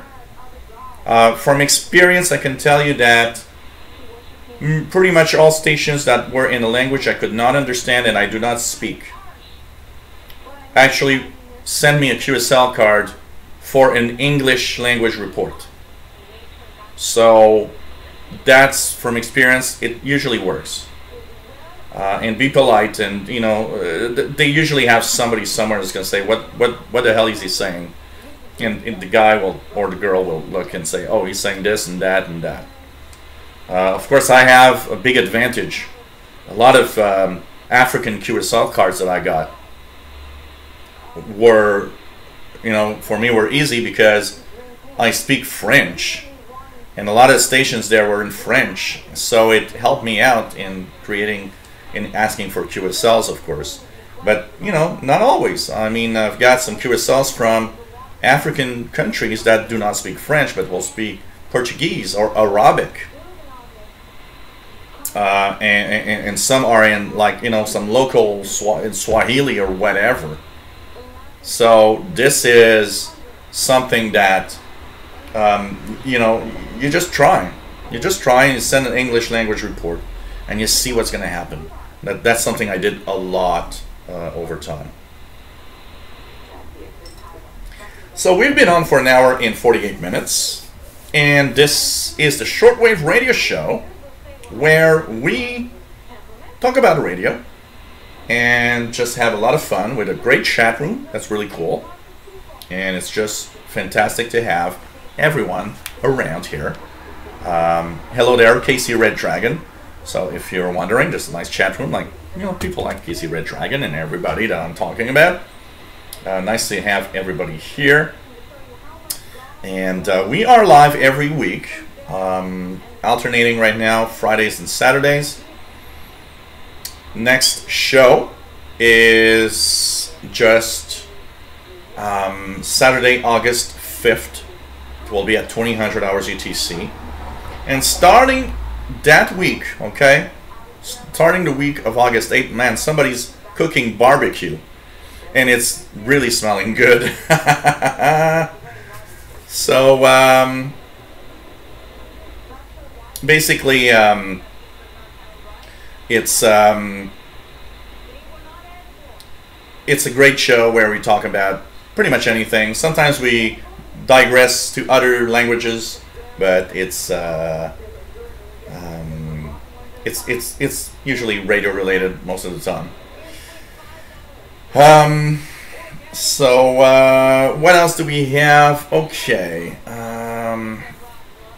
Mad Radio the Extra says having Spanish as a second language helps to ID Latin country languages like Portugal, Italy, and so on. French in African countries. Yeah, there's resemblance, and there are words that are pretty much the same or very close. Carl Tench, nice to have you here. Did you ever send QSL to a UK station? And by the way, good show tonight. Thank you very much. Yes, I've QSL'd, of course, the BBC. I do have 2 or 3 QSLs from the BBC. I have also a QSL from Ireland, which is Shannon Valmet, which is the weather station.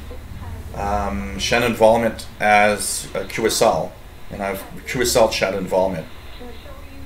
That is a very good question that I actually, well, I was saying and talking about QSL cards.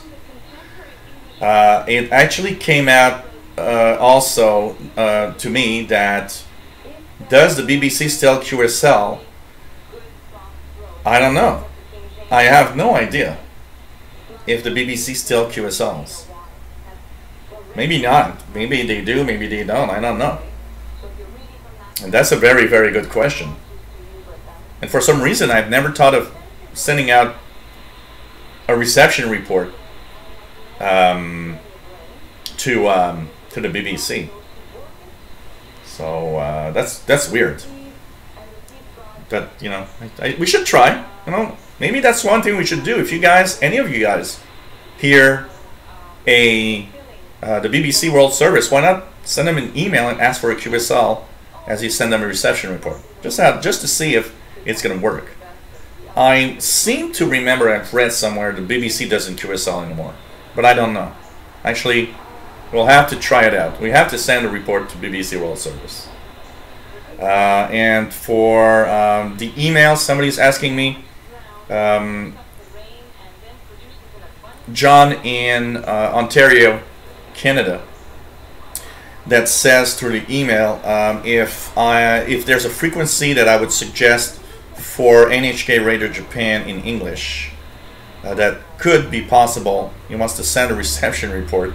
It just doesn't have any English language NHK frequencies that he's hearing there.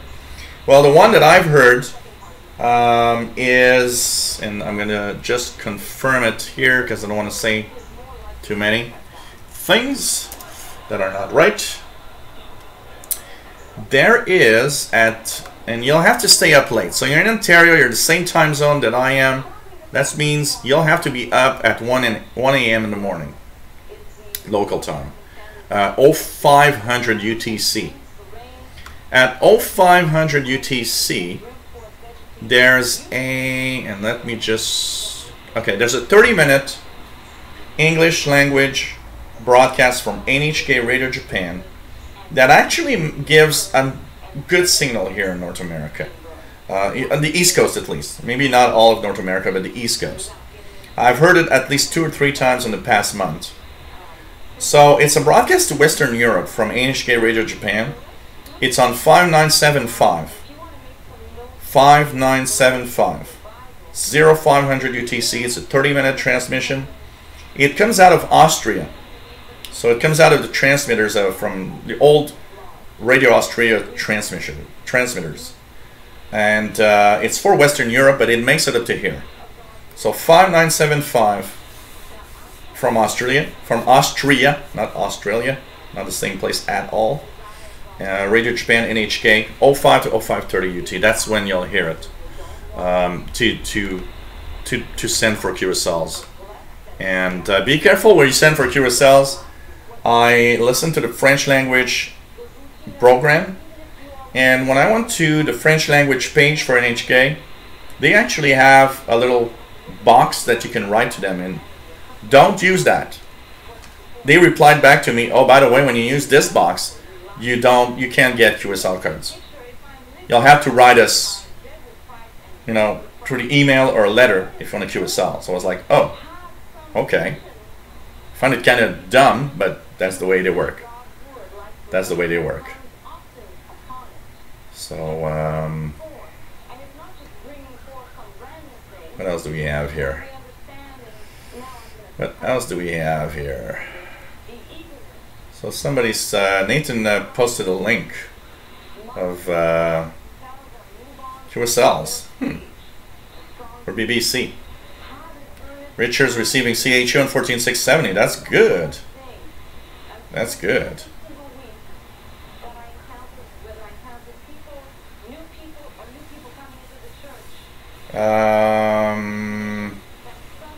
No, the link is there. It's just that we can't click it, Nathan.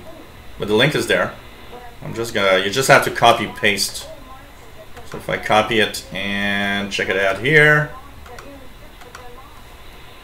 Paste it. Here we go. Okay, page not found. Something is about. It says page not found for me. So I don't know what. As if the link is not right for that that QSL thing. Okay.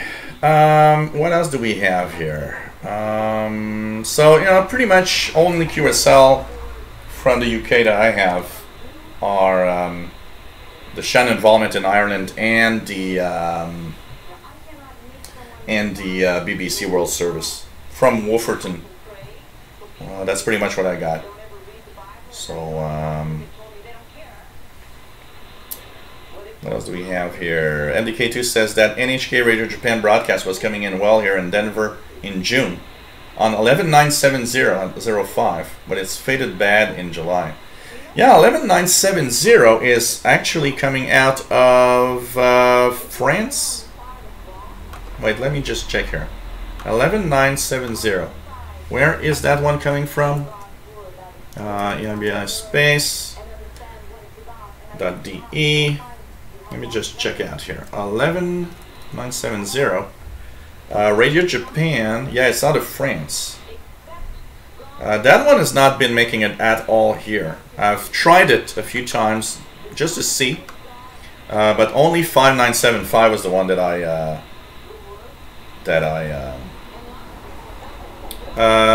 what website did you use for FT8? It's well, it's WSJTX software, and the website, Jerry, is you get it from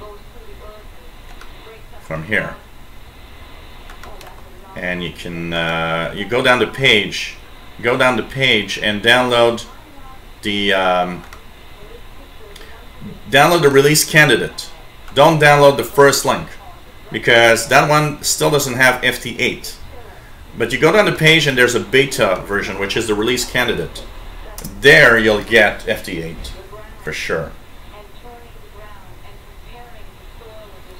No, they're not shutting down BBC Shortwave. Actually, it's a reverse. They've actually increased the shortwave output in the past year, and seems like they want to actually increase the shortwave output even more. So, Rotavelli, hello there from the IRC chat room.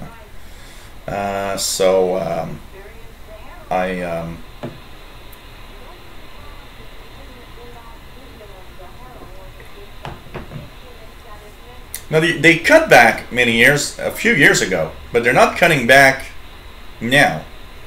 They actually increased their output.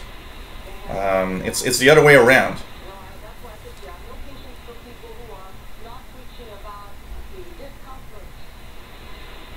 Okay, Nathan, we'll check that out for the BBC QSL. I got a few QSLs but they are from the 80s. I mean, the 2 or 3 BBC QSLs I got here date back from the 80s. And we've just reached the 2-hour mark, and we are on the Shortwave radio show. And check out here, it's radio Voice of Turkey is not there yet. 9830. So, hey guys, I will do a little something here. I will leave you guys with some station. Let's click a station of some sort. And I will go make myself a second vodka drink. And, of course, we'll be checking that out. So, 9760. Hey. Radio Romania, 9760.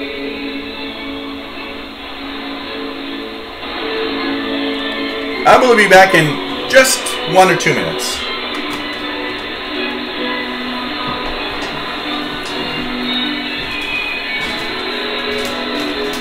This is Radio Romania International. You are listening to our 1-hour broadcast in English for listeners in Western Europe and Japan. They can also be heard on the internet in WMA, MP3 and AAC formats at www.rri.ro channel 1. You can also find us on Facebook, Twitter, Google+, Flickr, Pinterest, Instagram, LinkedIn, YouTube, Vimeo, Dailymotion, Dropline and SoundCloud. We wish you good reception conditions.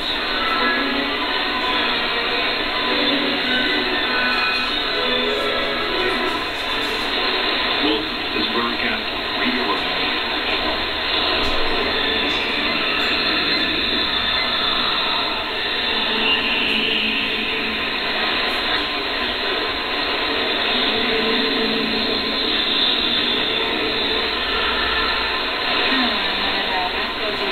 Today's program starting with the news, followed by reports on the Philippine scandal and double standards in food distribution. But first, the news with Daniel Wilt.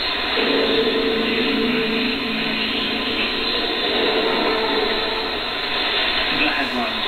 Romania's higher defense council, CSA, is to convene for new proceedings in Bucharest on Tuesday. Romania didn't allow the incoming Russian Deputy Prime Minister Dmitry Rogozin to cross its airspace. And the Romanian Justice Minister Igor Father on Friday met the U.S. ambassador. So, Radio Romania, 9760 kilohertz. And pretty cool. A few seconds behind is S2000, Richard Cook says. Pretty cool. So, that's very, very nice. Yeah, vodka tonight. It's vodka tonight. And yes, by the way, for those that wonder, this is not from the internet. That is Radio Romania, direct from Romania transmitter site, received with an actual radio that has this interface on the computer. So, you know, I had one person the other day say, well, you know, when you do this, it's like, you know, you're receiving over the internet. It's not fair. No, I don't receive over the internet. And for some reason, some people think an SDR is an internet radio. It's not. It just uses a computer for the controls. But I have an actual little box in the other room connected to a 22-meter long antenna in my backyard. And what you're getting and receiving here, Radio Romania, is actually the station received by my antenna in the backyard, direct from Romania. And that is really cool when you think about it. So, really nice. Yeah, you know, there are some stations I sometimes listen to their streams. It happens, you know. Like, for example, BBC doesn't always come in well. I will sometimes listen to the BBC NewsHour, stuff like that, streaming on my internet radio. And that comes directly from the station, basically. Hello there, M. Blair. Nice to have you here. Weighted Cube, hello there. Nice to have you on board. And no problem about being late. And remember, you guys, part of my show, it's important to help me out if you can. PayPal is a great place. You can send me a little something to help me out. It really helps me continue with what I do. It's a great way to you know, make me continue everything I do. So PayPal is a fantastic place. There's also patreon.com, where you can send me a little something. You can become a patron. I already have 12 patrons that are pledging every month, which is cool. And so patreon.com/radio and computers. Got to be careful with the Patreon one. Set it up right to have no bad surprises, as somebody found out and now is not a fan of me anymore. Even though I sent him back his money, he's just, you know, he took it as kind of a personal thing of, well, that's it, you're stealing money. Well, I'm not. It's just that Patreon, you just have to set it up and don't forget to put that limit, that maximum amount that you want to give, and be clear about it. And that's mostly it. But apart from that, and of course, if there's something wrong, you just let me know, and I'll, of course, refund. PayPal is a great place for a little donation. You just send it. You need a PayPal account, and once it's set up, you just go to my personal paypal.me/shortwave. There you can donate any amount. Thank you for everybody who have donated. It's very welcome, and it helps me continue. You guys have no idea of how it has been an important part for me in the past year and a half, in helping me continue with what I'm doing. Okay, so hey, we're back with a 2 shots vodka. About this is about the amount of vodka in this glass. The rest is about 7-Up, Diet 7-Up from this, and maybe this is the amount of juice, cranberry juice I put in here. It actually tastes very good, and but you got to be careful. You know, this is the kind of thing, it doesn't taste like alcohol, but if you take 3 or 4 of those, you will be completely gone. So cheers, everyone, and nice to have you here. Take care, Mike DX. Always nice to have you on board. Don't forget, anybody that is leaving earlier, Saturday, August 5th, 2000 hours UTC is the next show. Don't forget about it. Shady Pyro 90, nice to have you here. And he says, by the way, I'm Chris, in case anyone is guessing what is my name. So nice to have you on board, Chris.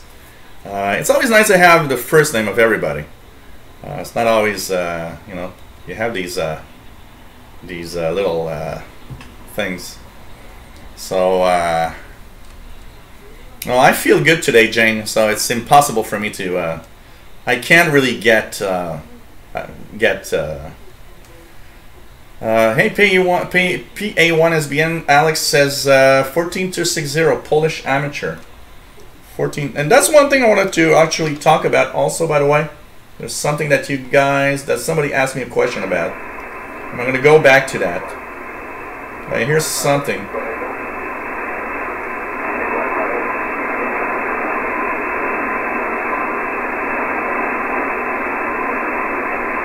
It's not very strong, but I do hear something. I do hear something on 14-260 upper sideband.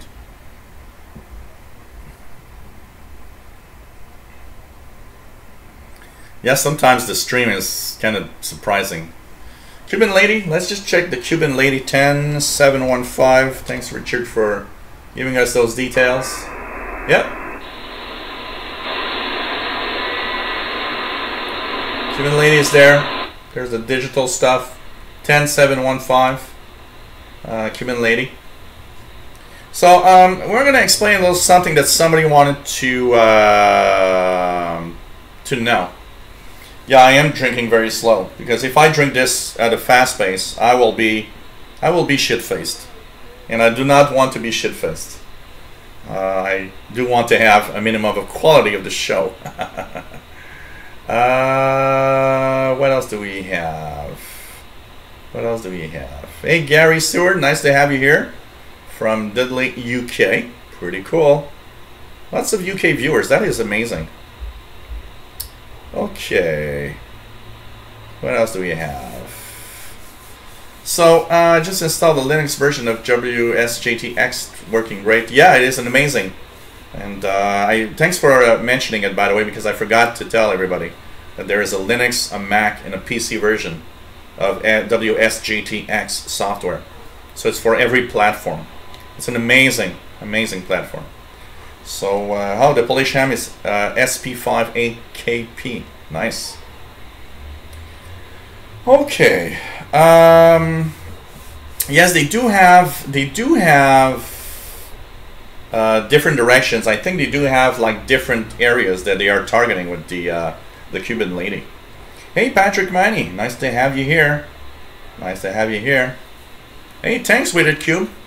Appreciated the fact that you're become a patron on Patreon. It's very nice.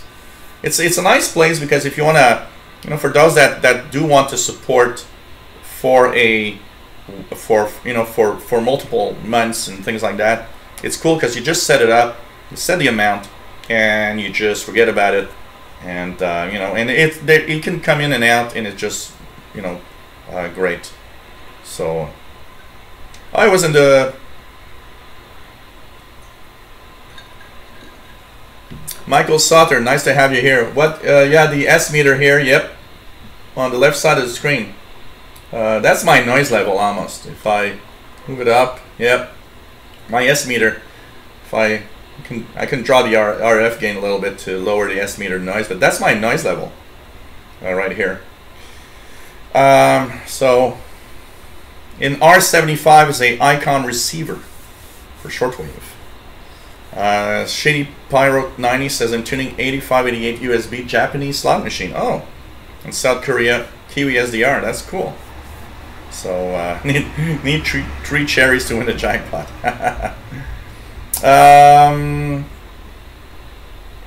Oh, really?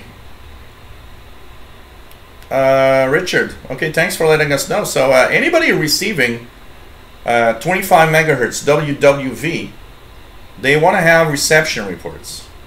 Now, in the summertime, I don't get it. So 25, I'm going to try it right now, but I'm sure I'm not going to get it.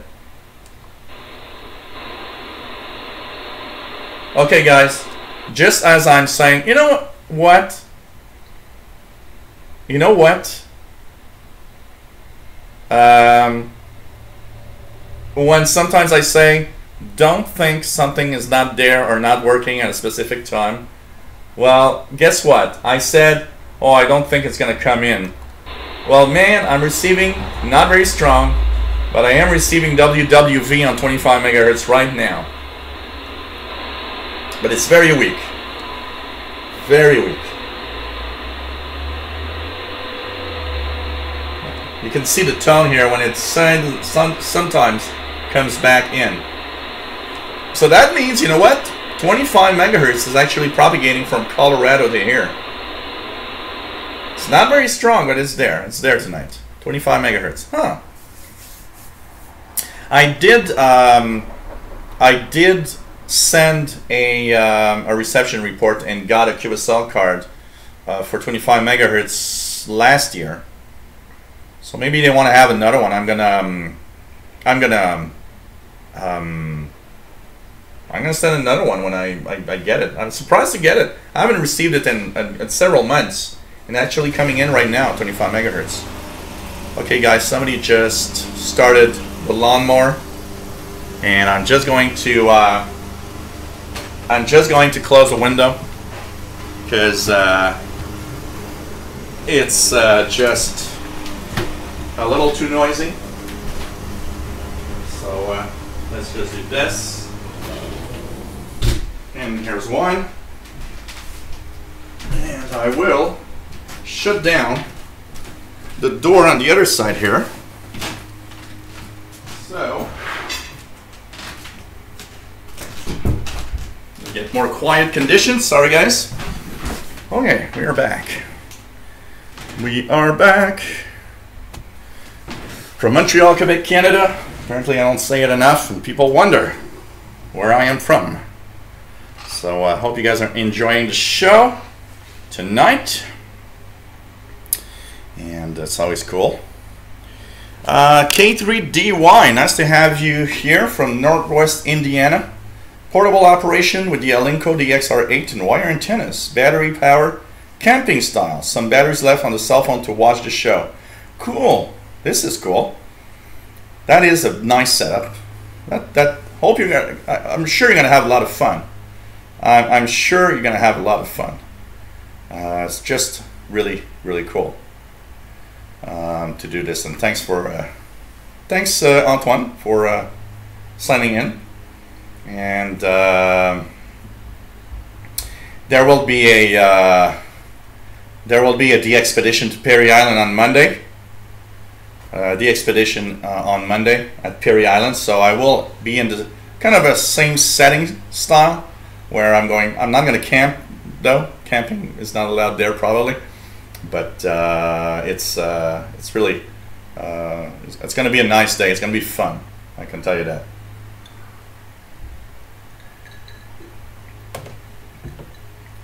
So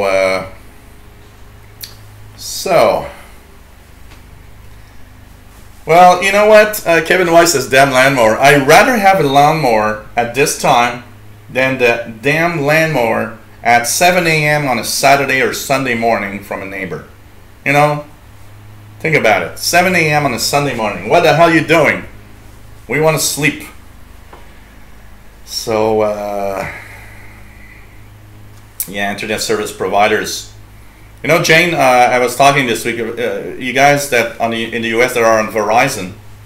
Verizon has been kind of caught red-handed, throttling Netflix and YouTube. Because a lot of people were complaining and saying, but, you know, reception is no reception. The YouTube videos and the Netflix is always buffering and going crazy. And Verizon actually confessed to kind of throttling back the video stuff, which is completely idiot.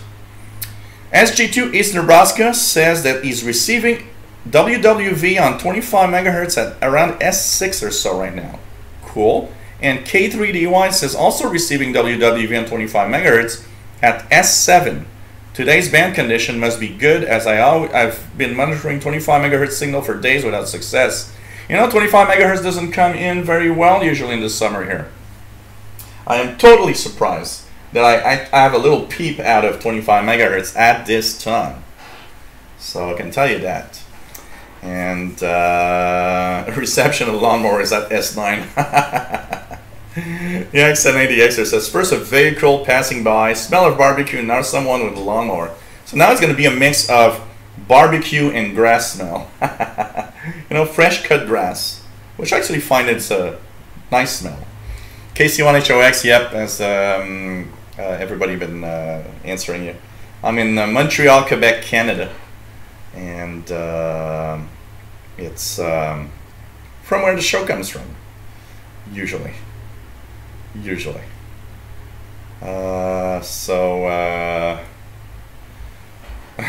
Wet, somewhere wet, dark, moist, and hidden. That brings up some weird pictures in my mind for some reason.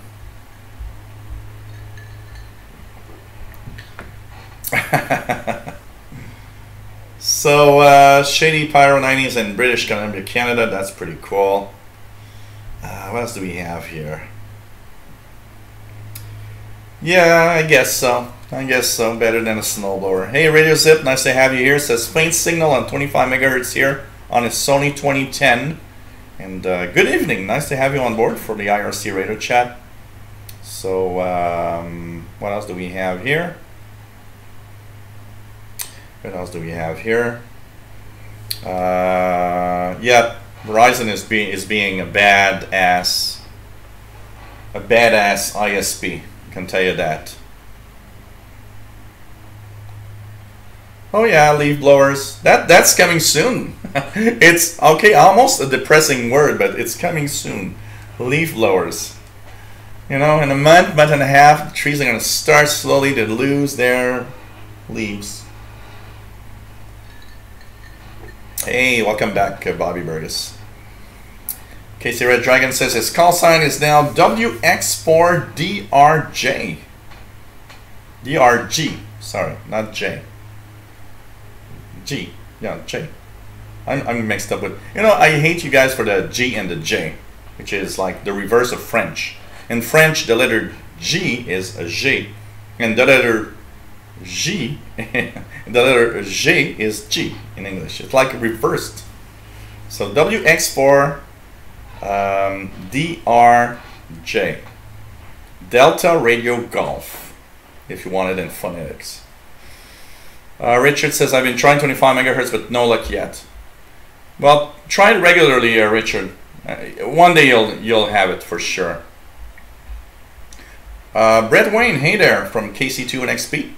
Pretty cool. Nice to have you here, as usual. And yeah, a lot of ISPs have done that. A lot of ISPs. I can tell you one thing: if my ISP throttles video, I can tell you I'm going to raise hell. Especially that I do video. Well, it's Romeo. Actually, it's the R is Romeo in phonetics, and not radio.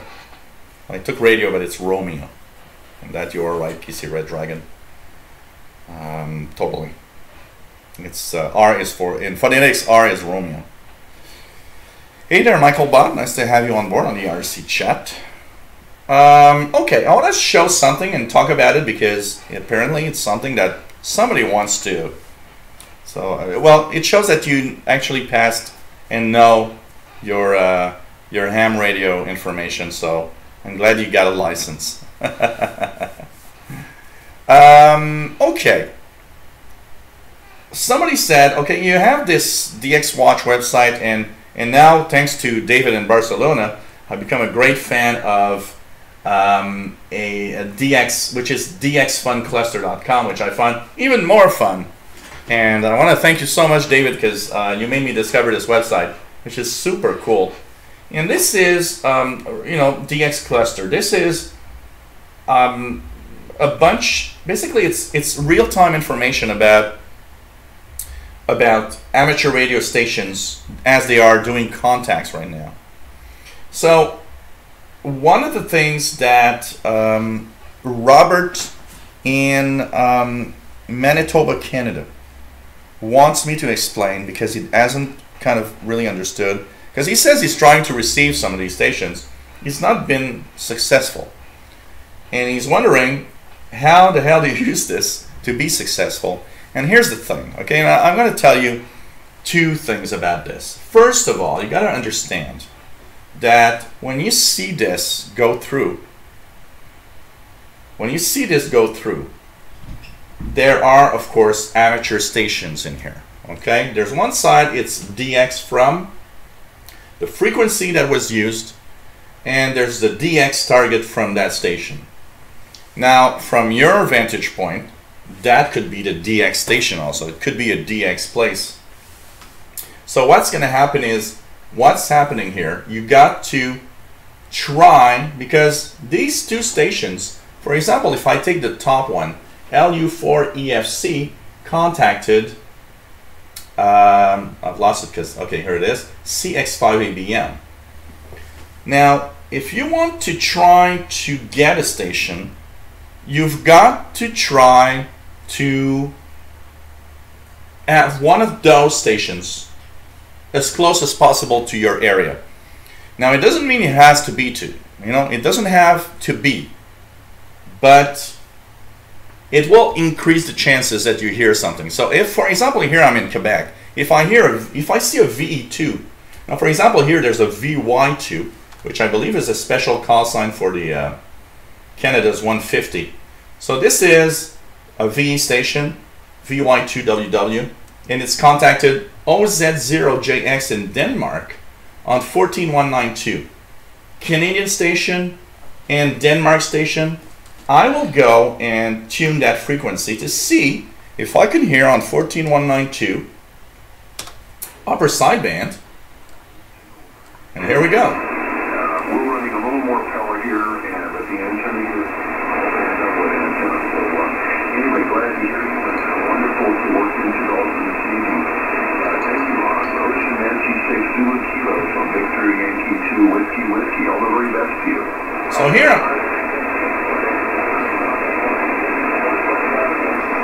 Here I'm hearing well the Victor Yankee 2 station actually it is using that frequency right now. So Victor Yankee 2 Whiskey Whiskey. And of course if I go on the database, we're going to check out Victor Yankee 2 Whiskey Whiskey and press enter.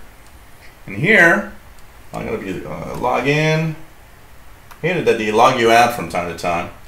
Yeah, take Montreal. There we go, sign in. Here we go. And now we'll do VE2WW. Press enter. He's in Gatineau, which is roughly 100 kilometers west of me, in the province of Quebec. And I'm hearing him. So of course, that station being so close to me, that means his contacts, all the stations he's contacting, will probably be stations I can hear. So that's kind of a reference. That's kind of a reference. So, of course, I will stay on that frequency. And I think my cat wants to do something. He wants food or something. Come over. Come over. He's looking at me like really intensely, like I want something. And I'm not going to let you out because there's a lawnmower downstairs. So I can't let you out right now. Okay? So, anyways, basically, I stay here and I hear that station from Gatineau. Hotel from Victor Yankee 2 Whiskey Whiskey.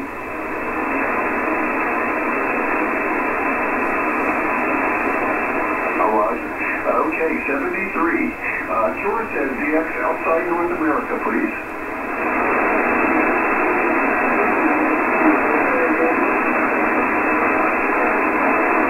So because that station is close to me, I have a good chance of hearing the stations he will be hearing because we're in the same vicinity, you know, a few hundred kilometers here and there.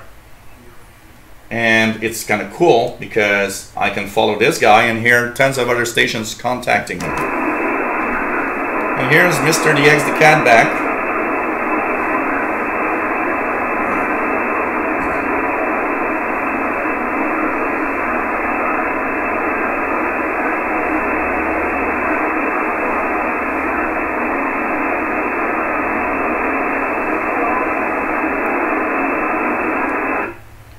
Today's show is sponsored by Mr. DX the Cat, or AKA Paul, and he's the boss here. He's the one paying the bills, and he's actually the one doing the live shows. You know, I'm soon to leave Paul the Cat live 24 hours a day on the web, and I'm sure he's going to make more money than whatever I'm doing. So, if we go back to the list of stations, I will start by looking at any stations that are close to me. What's any stations close to me? Any stations close to me could be people in Ontario, in Quebec, in New Brunswick, Canada, or the northern east US states like New York, Vermont, even the East Coast, you know, like South Carolina, North Carolina, Virginia.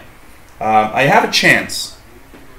That will give you the biggest chance of hearing something. Then after that, it's just look at the station and what frequency it's using and where it's from. Of course, use that logic to you know, basically see if there's a possibility of you to hear. And you know what?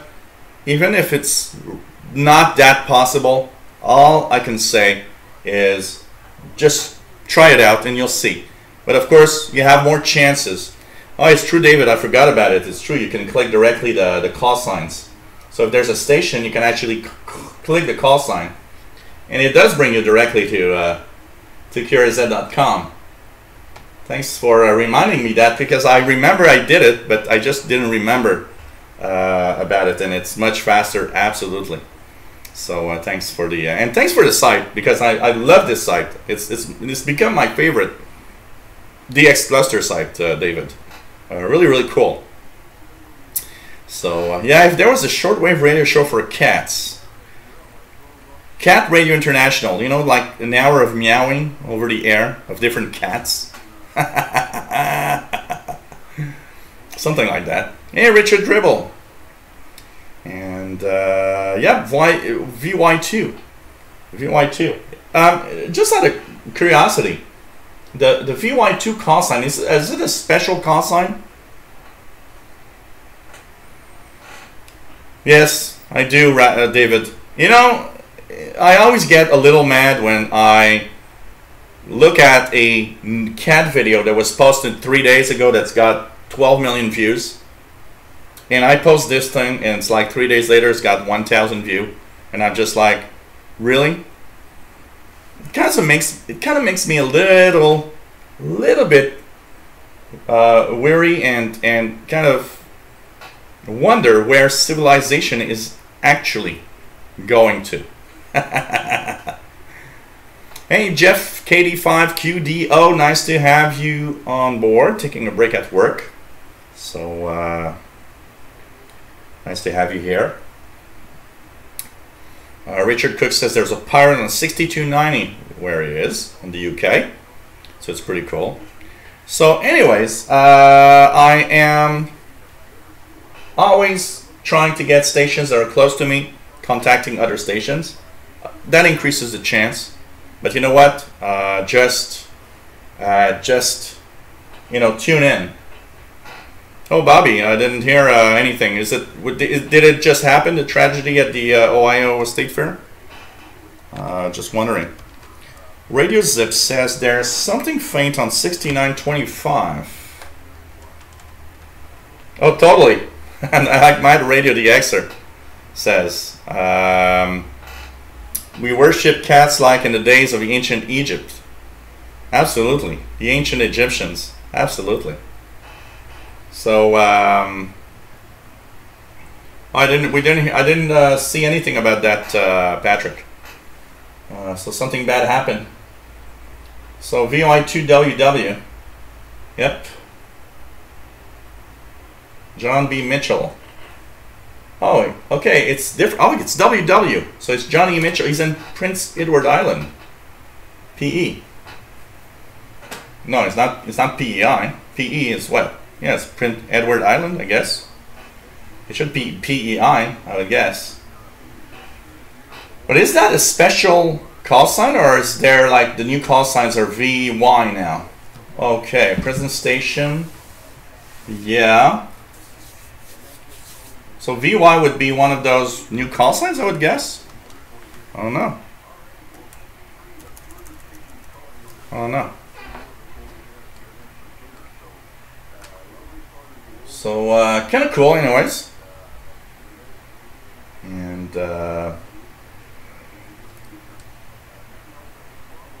so, anyways, that's how I use it, and that's how I can find, and it's fun to find Ray DX. And last but not least, if you just want to know from where a station is, because when you're not an amateur radio or you haven't listened in for a long time, what happens is that you can not really sometimes know from where a station is from.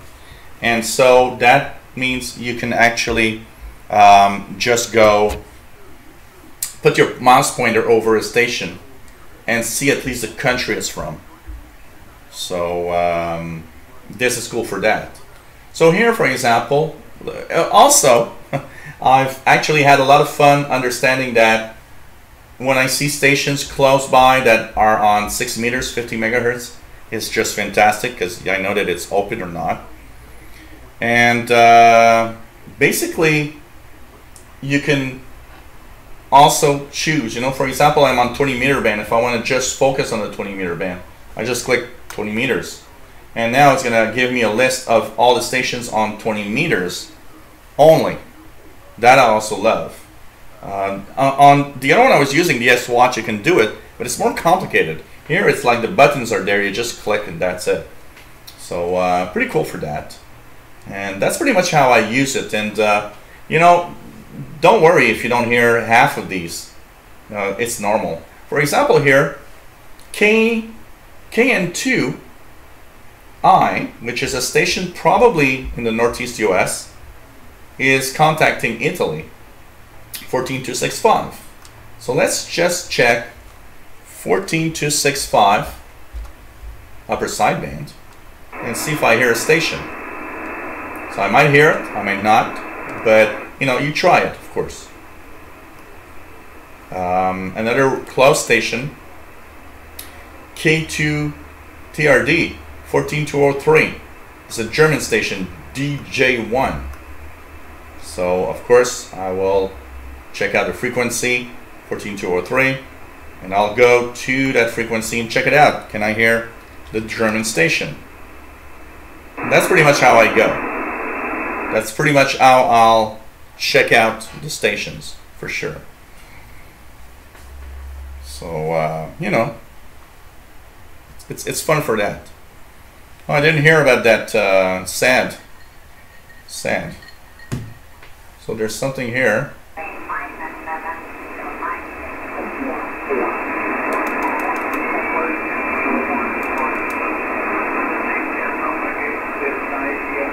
The one on the front page, David, over there.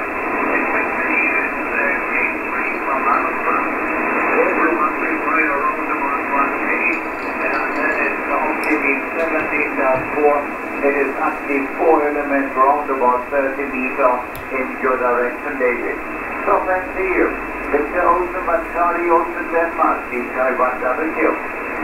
So you see here I had success in receiving that German station. So 14203.3, I'm receiving DJ1 station from Germany. So that's how you succeed in trying to get stuff like that. So it's kind of nice. Radio Zip says 6925 might be some kind of station there, but I'm checking out here.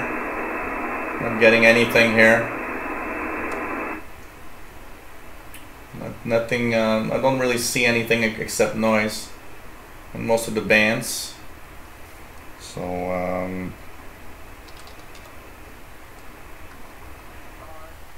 so you know, it's cool because the amateur radio band is kind of cool for you know, DXing countries that are not on shortwave anymore, for example. So Casey Red Dragon says, if I was on my radio right now, I would see if you could pick up my digital. Can I hear more on that German station? So that's the German station.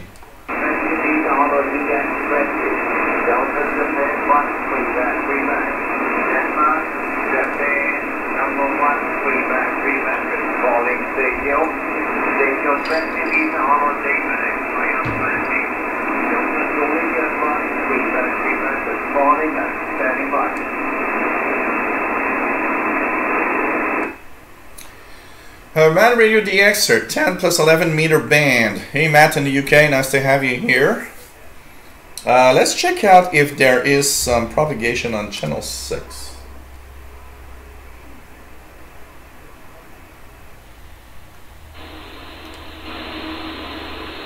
Anything happening in the band? 27025. Yeah, there's a little bit of sporadic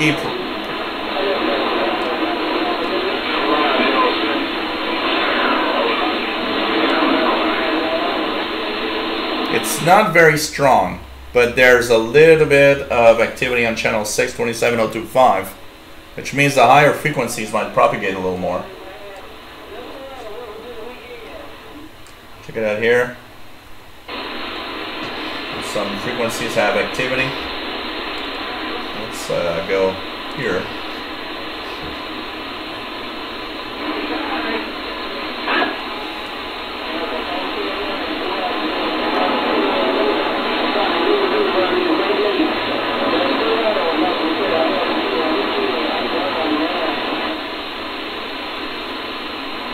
So there's some activity on the higher bands, a little bit of sporadic E probably. Because the solar flux is 68, it's so low that it can't really support.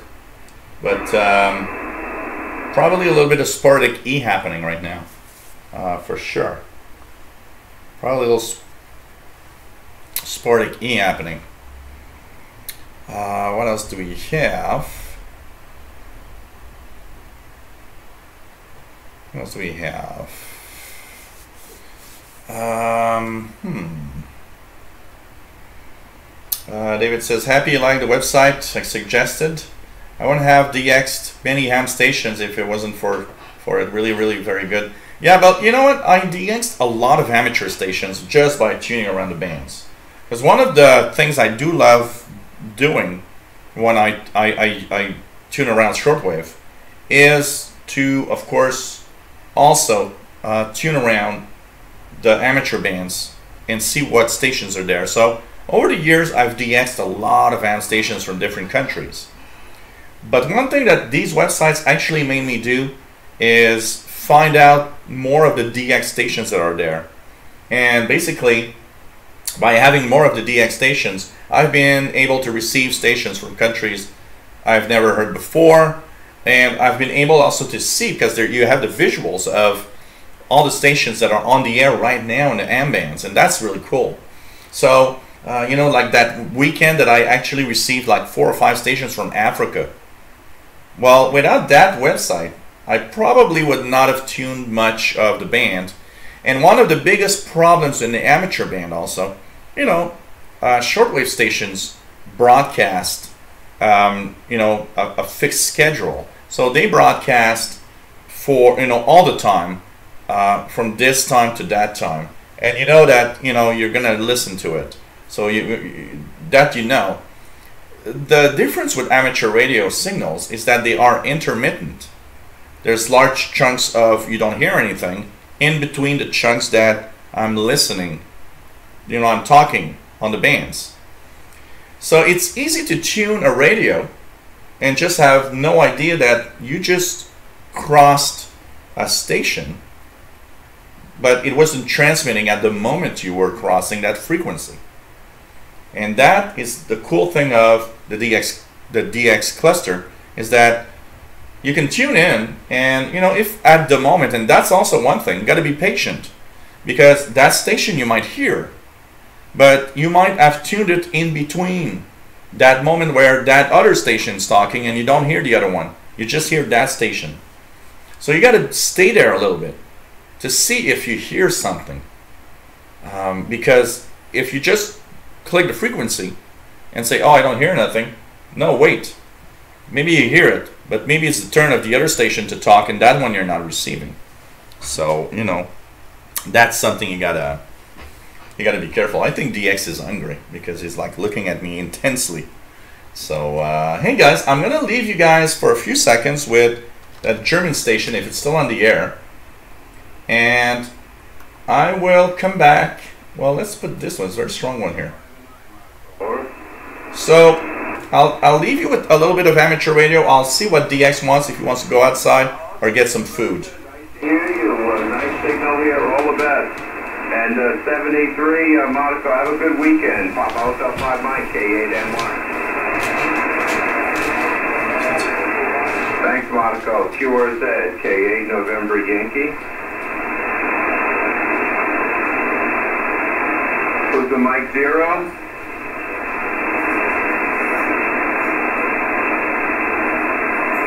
Mike 0, Kilo Victor Kilo, thanks for the call. You're 5 and 4, 54 West Virginia. My name Bob, over.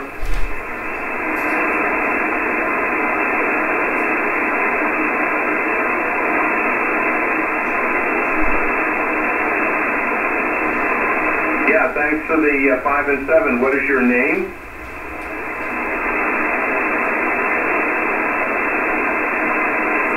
Yorkshire, is that where they have the Yorkshire pudding?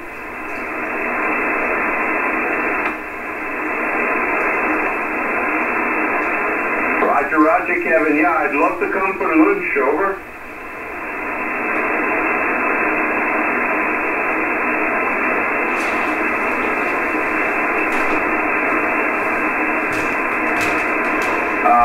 The equipment conditions or the weather conditions?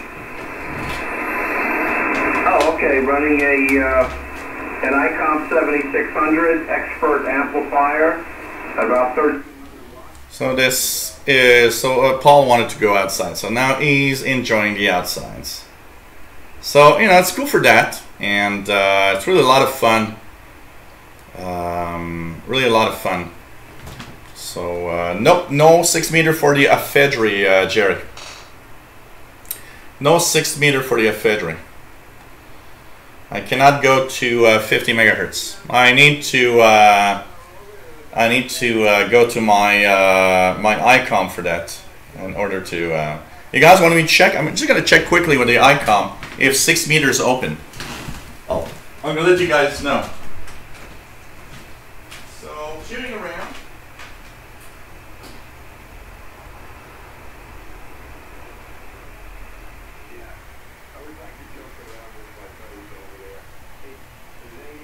So if I look at 5276 for JT65, there's nothing, and there's nothing around 52313 either. So I've got nothing right now here on the East Coast. 6 meter does not seem to be open for now.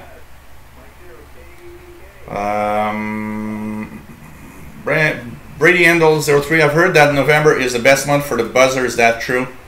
You know what, Brady Endel, in North America, I would say anywhere between I would say anywhere, any time is maybe possible, but I've never really heard the buzzer in here in Montreal in the summer months.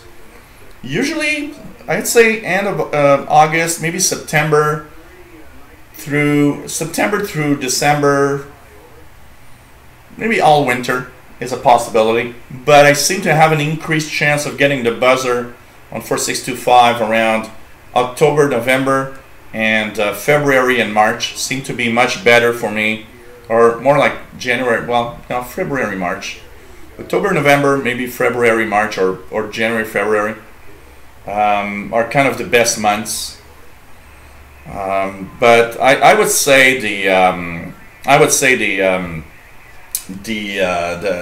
there's a chance probably any time, but I've tried it a few times in the past few months, a few weeks, and I've not received. So no, Jerry, the ephedry is a HF only. It's from like 10 kilohertz all the way up to 30 megahertz, and that's it. So if you look at Gilles' shirt as an oscillator, it becomes disturbing. Madrid DXer says nothing in Europe on 11 plus 10 meters. He checked on the U20 SDR. So pretty cool. You got to do both. Like David says, many people argue that whether it's good to rely always on cluster instead of just tuning around. I think you got to do both. You don't just rely on that. I would say after the time I just tune around. Like I just chose this one from what I see here. So here, look, there's another one here. I will sometimes just use the SDR and look at the...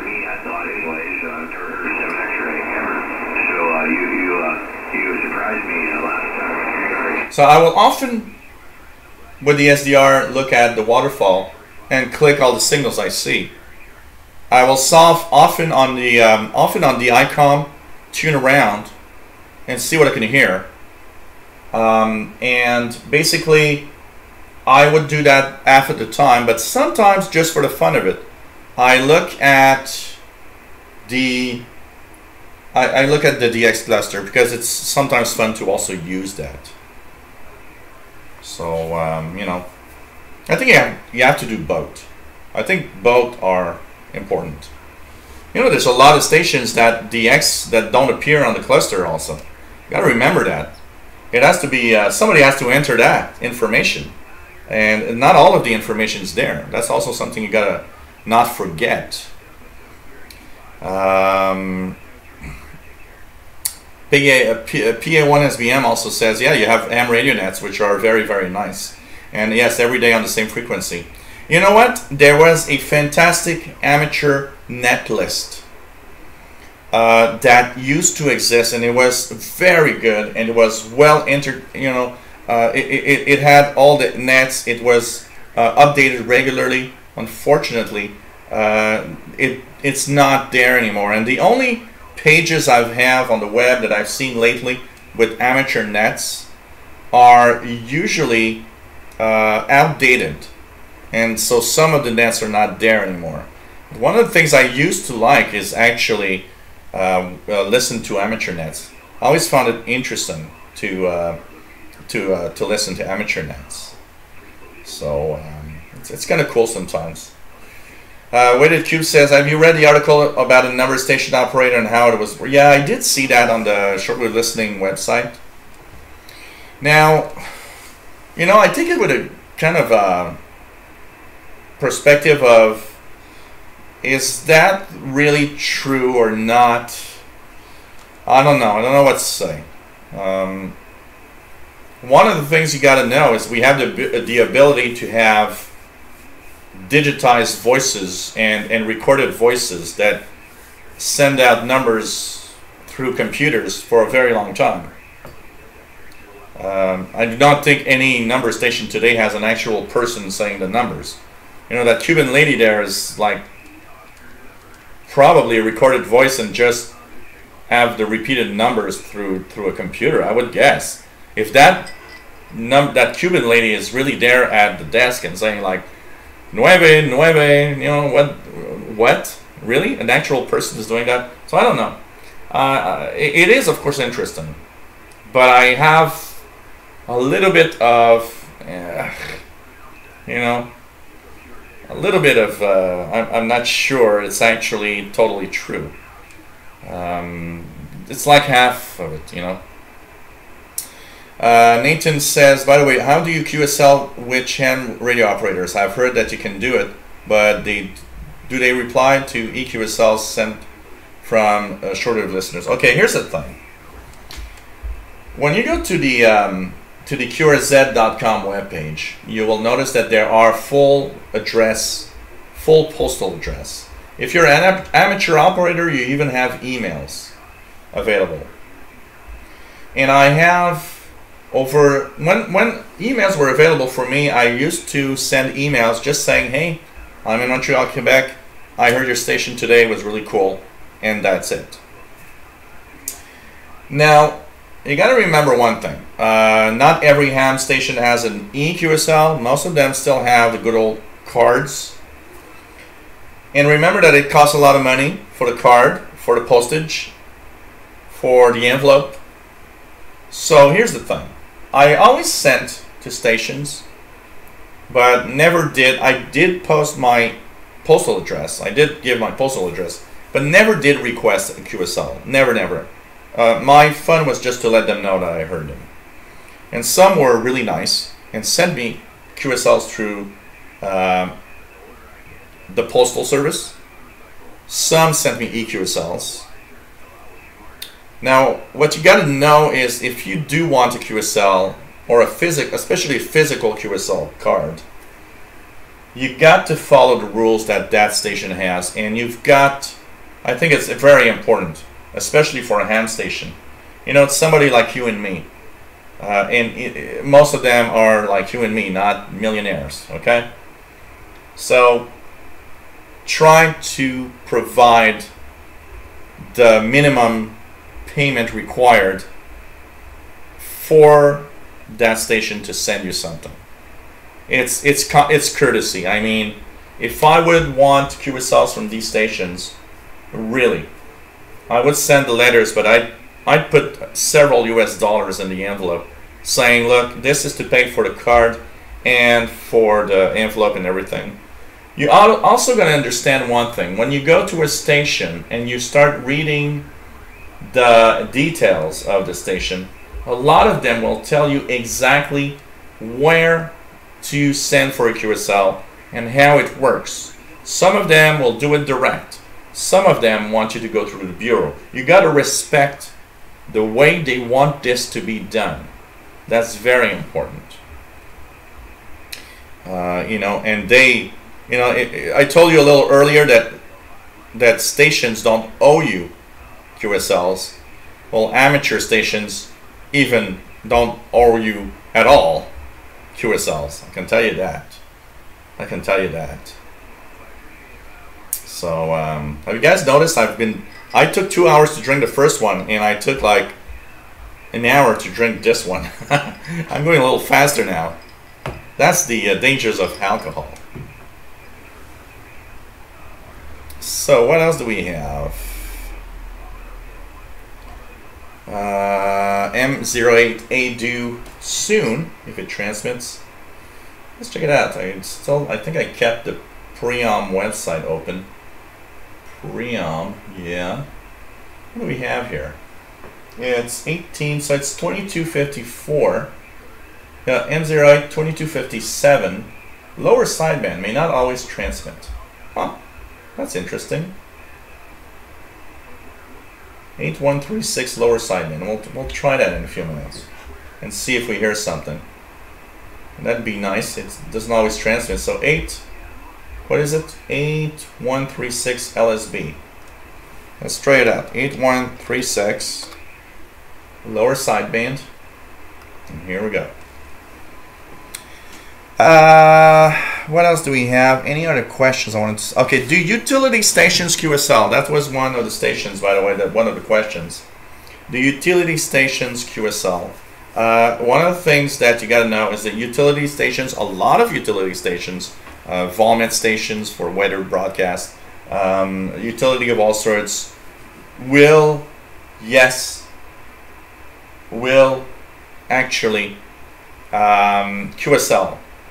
Remember, these are not in the same league. They are either government owned or what, and often they, of course, to make sure that you get a QSL, you might want to either use self-addressed stamped envelopes or send some money, because they not necessarily, but you know what, you can try it, and I've actually successfully QSL'd many different stations, utility stations, by the way. So so NDK2 is going to is kind of saying what I'm saying. You can hear Windows startup sounds a lot on the HM01, so that means it's definitely digitized. That's what I would think. I would think it's crazy. PA1SBM HF netlist. Oh, this is interesting. Thanks. Oh, thanks for that website. I'll actually share this. I will share this. N1YZ's HFNet listing. Well, thank you so much for sharing this. I am a happy guy now. This is so cool. Thank you, PA1SBM. Nice to have that ham net list. Really, really cool. I was searching for something like that. Go look me up. KC1HOX. Okay, let's check it out. KC1HOX. KC1HOX. Here we go. Glenn Hay Packer in Manchester, Connecticut. And Newham, so be gentle. I like that. And so basic page, but it's cool. All you need, upload a little picture and a few pictures of your radio in your shack. That would be nice. I love it when stations take the time to do that. But hey, I'm hearing something. 8136.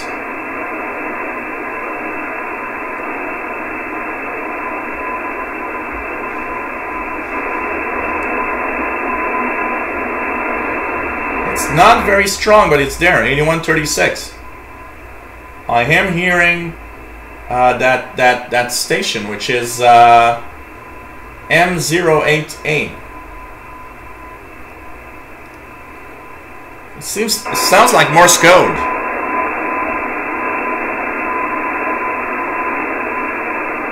'8136 lower sideband. It is there. I'm hearing it. Very weakly, but I'm hearing it. So pretty cool. Hey, Tom Michael. Nice to have you on board. GeniLab HF converter V3.3.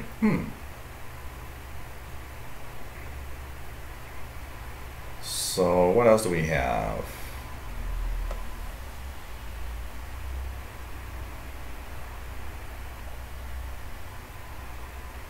So I'm hearing something here.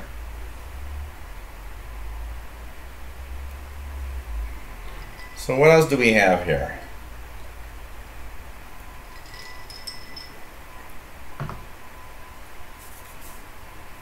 It's okay, Gary. That's because you're not moderator. So wb9fhp.com/netpage. I'll post it. So I'm just going to do it here. So wb9fhp. I'm going to check that one too. wb9. Okay. fhp.com/netpage. And is it updated?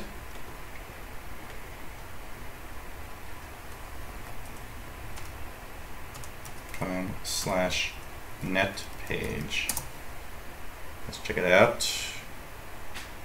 Did I write it well? It says internal server error. Internal server error. So let's just check it out here.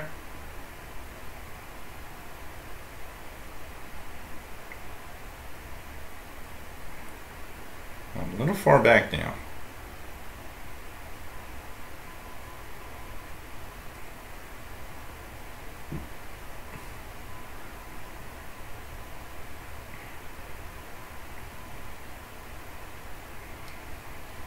I'm just checking it out here. fhp.com/netpage.html. I'm not getting wb9fhp. That's what I got here. .com/.html. Oh, here it is. HF and VHF net listings. So there's no date of when it was. I'll share it, and wow, this looks like, you guys look at this. It looks like a web page from the late 1990s. It's just funny, but I don't know if it's updated or not, though. But here's the link to Gary Scroggins' link. Thanks for the link. We'll check it out. Thank you, Todd Michael. Nice to, you know, it's nice to do these shows and to. Okay, Gary says, I believe it is lots of Indiana stuff at the top, and then goes all over the place below. That's what I saw. Thanks for the info. We'll be checking that out. We'll be checking that out for sure. So 2014. Well, you know, one thing you gotta check. It might be from 2014. One of the things we got to understand is that a lot of nets have been on the air for like years, and are still in that list, and are still working. So you can still try it out, but of course, an active and updated list is like much better. William Helms is receiving Greece on 9420. Let's check that out.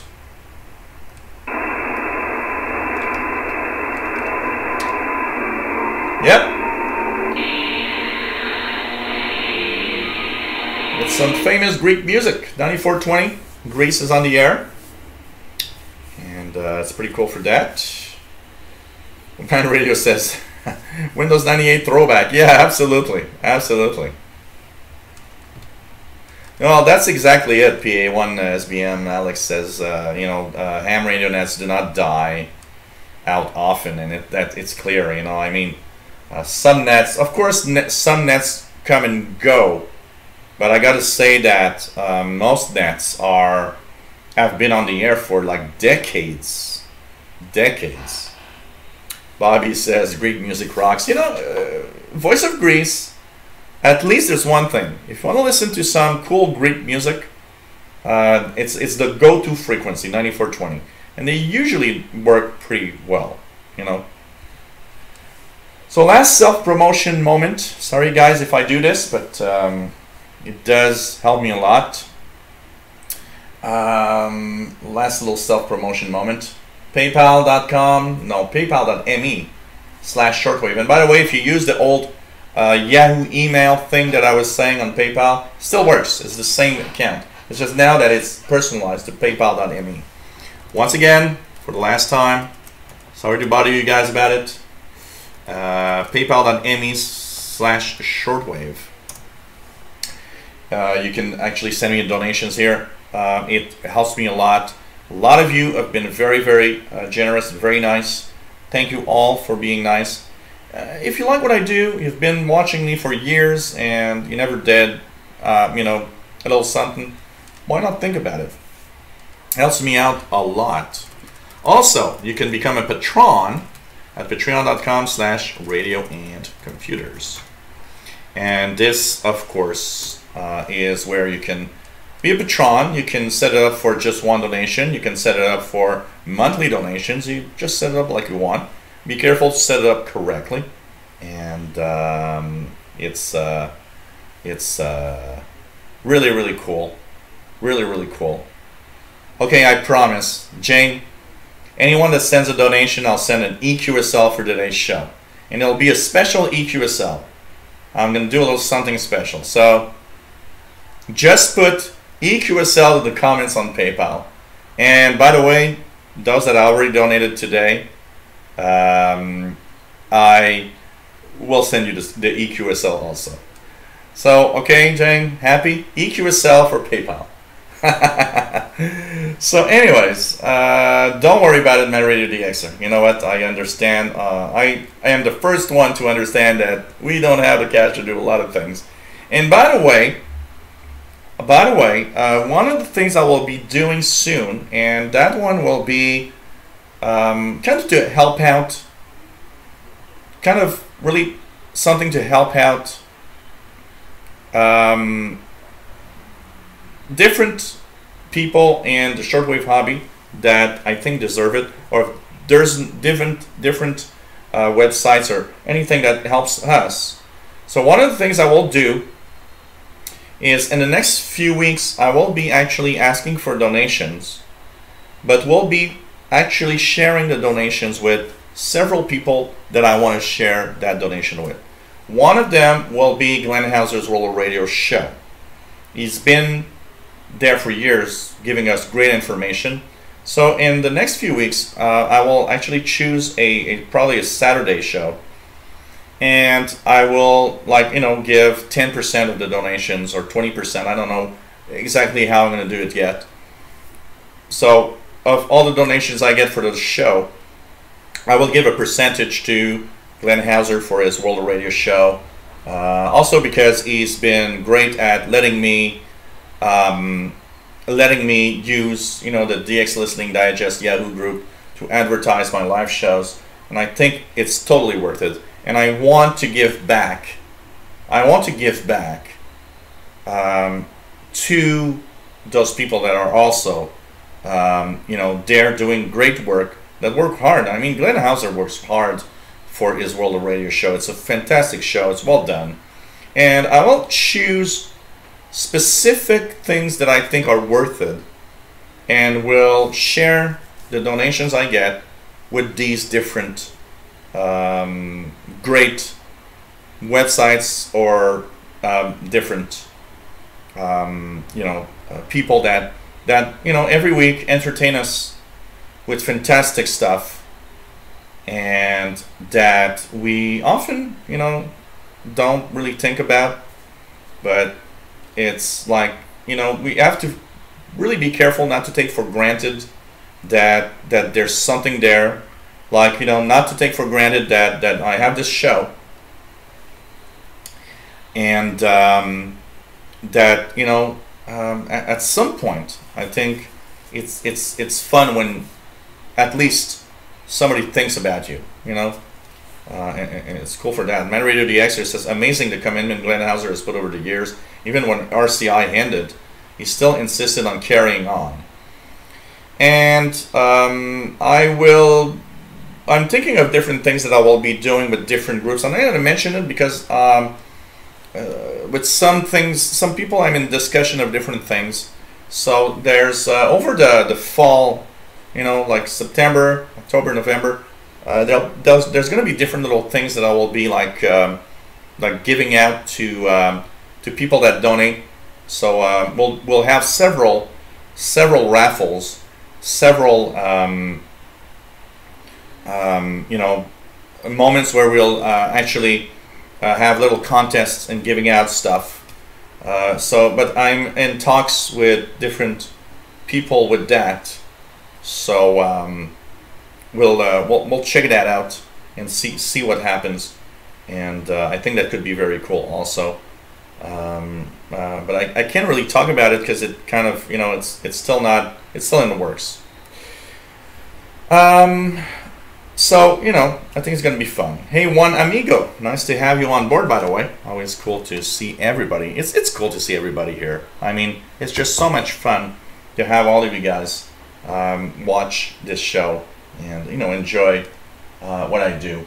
And once again, I want to thank everybody that have donated.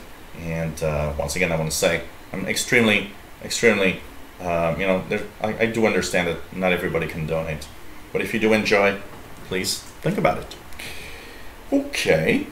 How about I go on for another hour? Do you guys want me to go on for another hour, or should I just call it quits?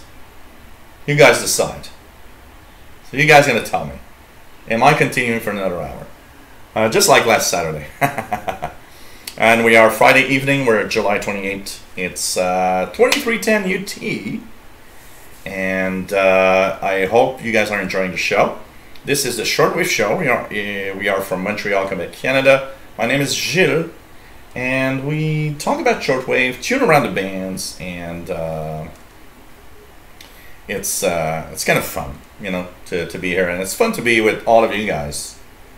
So it's really nice, and it's really extremely cool to have all of you. So yep. Soylent Green is people.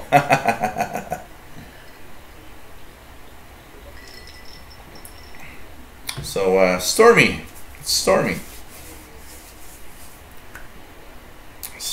So yes, okay. When it's said like that, I didn't like Patrick says, "Stay a little longer, will you please?" It's almost like I almost see you like, you know, kneeling and saying, "Please continue." It's like, so of course we'll continue for another hour. So we've been on for 3 hours already. I mean, I just can't believe how time flies when we do these things. You know what? Let's tune around a little bit, just a little bit. Yeah, I'm gonna need another drink if I do another hour. So Greece on 94.20. What are these stations here? Let's check it out. There's one here, 9505. Okay, 9505 is the moaning. Oh, by the way, I saw something pass earlier, and I'm just gonna talk about it a little bit. Okay, you guys know that in a little less than a month now, on August the 21st, there's going to be a solar eclipse, and solar eclipse is interesting because the solar eclipse will, of course, the totality path is going through the United States, and one of the things that is happening is that the path of totality means that the sun won't be, you know, giving up all the radiation to the ionosphere. So there are two things that I think is going to be interesting to kind of watch while the solar eclipse goes on. One of it is the shortwave signals. It's going to be interesting to monitor the shortwave signals in different frequencies as the sun totality path is going through. And even when it's not total, it's at least going to be the solar radiation is still going to be less. I guess there will be something happening.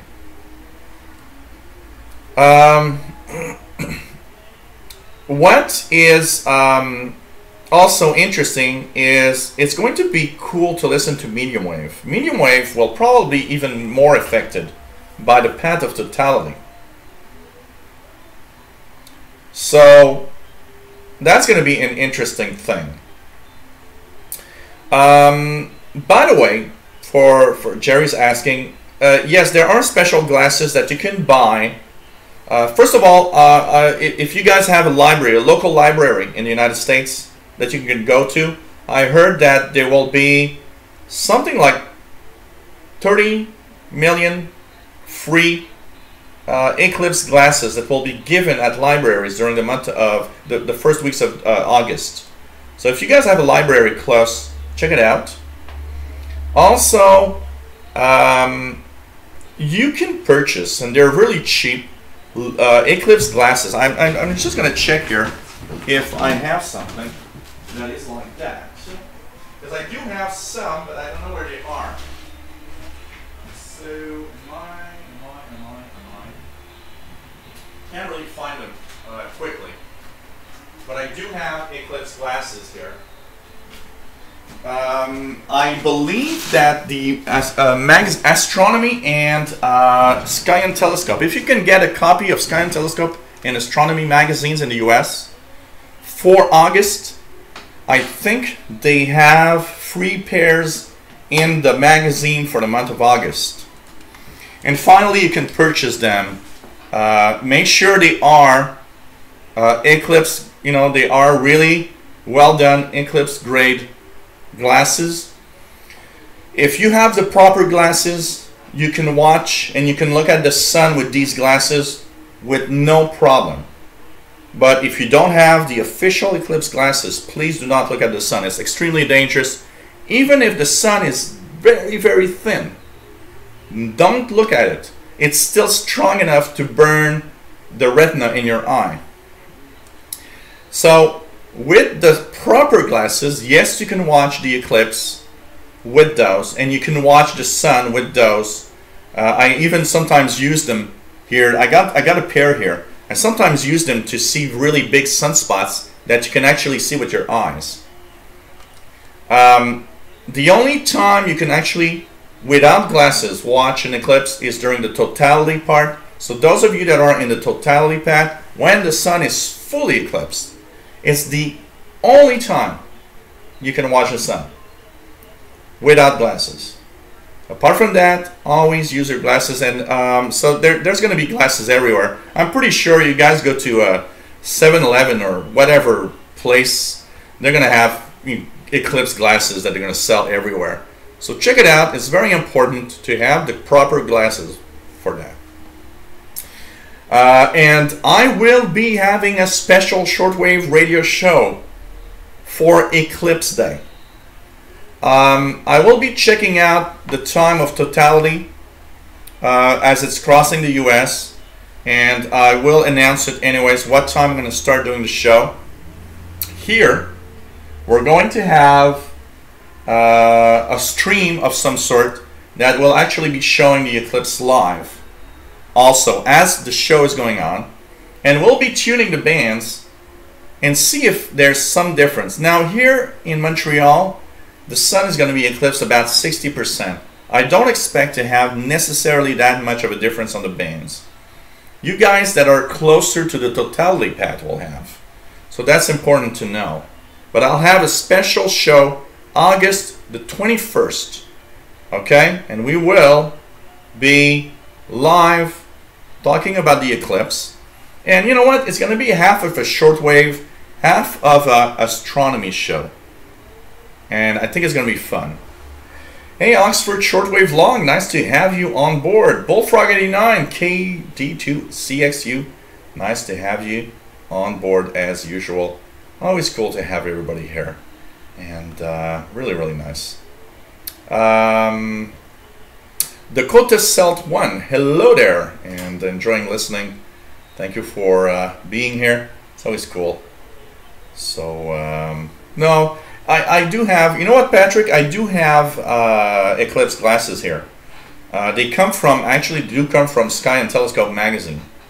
As long as there's not scratched or anything, there's no danger.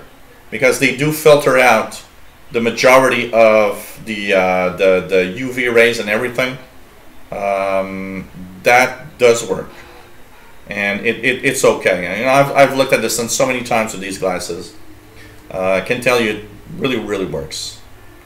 So it's really cool. What else do we have here? Something about the Tivdio here. Somebody's talking about the Tivdio.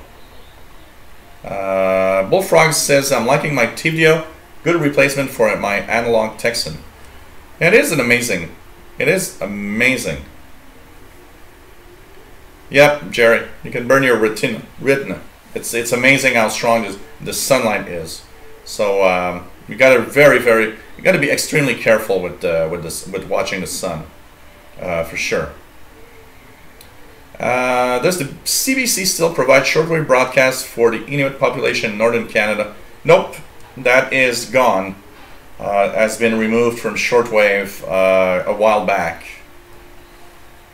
There's also, yeah, you know, like Scotty Tier 6, the problem is aligning the binoculars and not looking at all. Projecting the image on a piece of paper, of course, does work very well. The thing is you gotta put the binoculars on a stand, something that's very stable, and you gotta make sure that you don't look at the binoculars when you're actually pointing at the sun, because now you're gonna be blind for sure. Projecting the image of the sun is, of course, the safest way to do it. That's for sure. But Eclipse glasses are really good. The Eclipse glasses will be very good. The last big eclipse we had here was in 1993 or something. I remember I was at work and I had Eclipse shades with me. And I remember the boss saying, you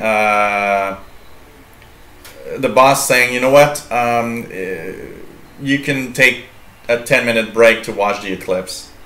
Gilles got the glasses, so go ahead, take a 10-minute break. It was kind of cool. So take care, MDK2. Nice to have you on board. Always really nice. So really nice to have all of you here. Take care, Dave Todd. It was nice to have you on board also, as usual. Always cool to see everybody here. So, okay. What else do we have here? So, okay, I'm going to view for an hour. Would you guys mind if I get a little something to drink? I think it's going to be interesting. And let's, for time being... I'm sorry, I'm going to leave you with it. No, I don't want to leave you with it. Jesus stations. I'm sorry. That's a bad idea. What do you have here? What station is there right now that could be sustainable? So here goes. I'm going to leave you guys with CFRX Toronto, 6070 kilohertz. And I will just get myself a last drink to continue on a little bit on the show.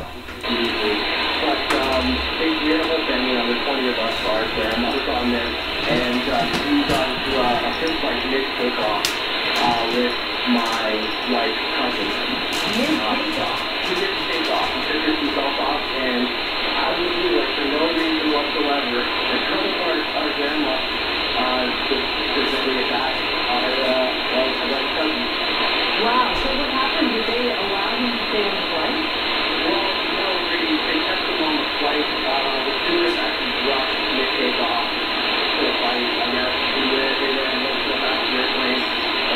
And put him in the back. I guess they, I don't know.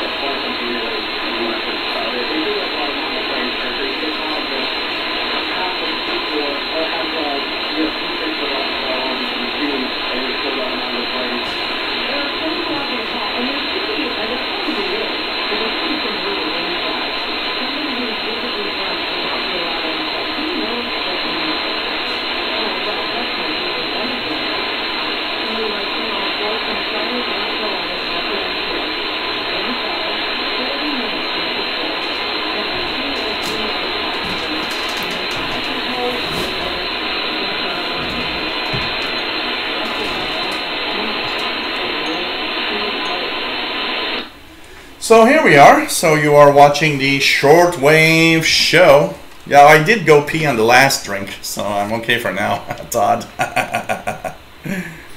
So nice to have everybody here, by the way. And it's always cool to do this live show. So what else do we have here? Actually, Shortwave Law says, I was about to say I've never mixed drinking with de-Xing, but that would be a lie. Many a time I've got back from a few babies and switched on the radio.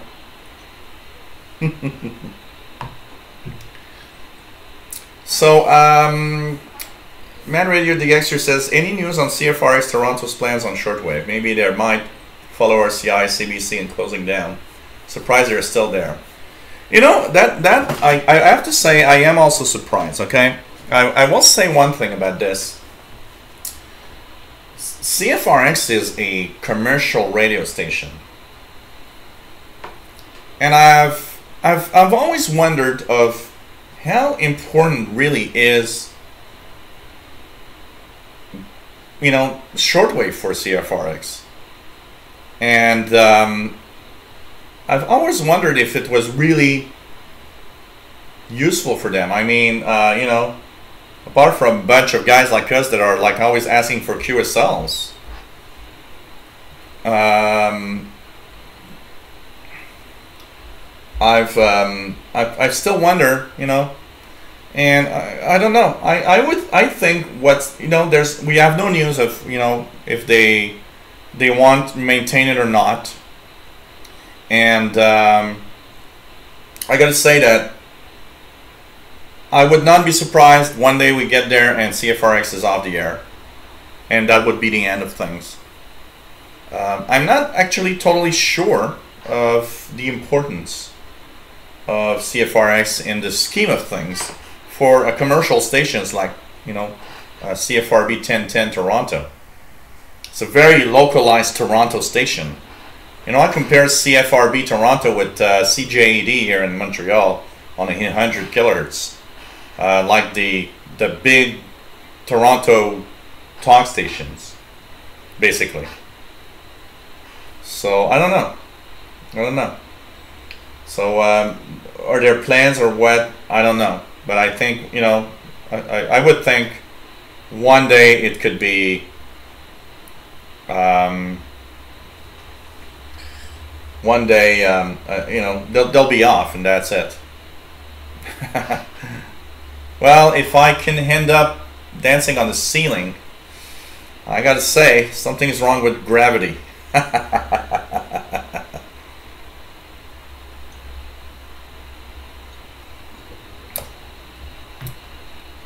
You know, one of the things that's funny is that, okay, I drink during live shows. I'll drink when I have social events with friends coming over. But far from that, I almost never drink at home. And I remember one evening that it was my, like 2 or 3 days after my birthday. And a friend of mine actually had given me as a gift a bottle of scotch. It was like, you know, really amazing and really expensive. And I don't like scotch. The funny thing is, you know, strong stuff I usually don't like. But I took a sip and I said, wow, this is kind of good actually. So I remember it was like a winter storm. I was in my office with my ICOM ICR 8500s and looking at the storm outside. Propagation was amazing. I was tuning in all those stations. And I started with, you know, 1 sip of scotch, 2 sips of scotch, and so on. And finally, at the end of the evening, I remember, well, it was like late at night at that point. It was like maybe 3 a.m. And I looked, I was looking at my radio and I was like, man, I am totally drunk and having a lot of fun listening to Shortwave. Quick question, this isn't about radio, but do you like tea or do you drink it? I like green tea. I also like, I have some Chinese tea here that I buy that I kind of like also. But 90% of the time I will drink coffee. 90% of the time. Coffee is my thing. In the morning I wake up with coffee, and the only thing is I will not, at night, maybe at like, 8 or 9 p.m. in the evening, I'll drink a cup of tea if I want something warm, but I will not drink coffee, because at 9 p.m. if I drink a coffee cup, I won't actually be able to sleep for the night. But yep, I like tea. I like tea. I've got both, like green tea, and I've also have some Chinese tea that I do enjoy very much. So you know.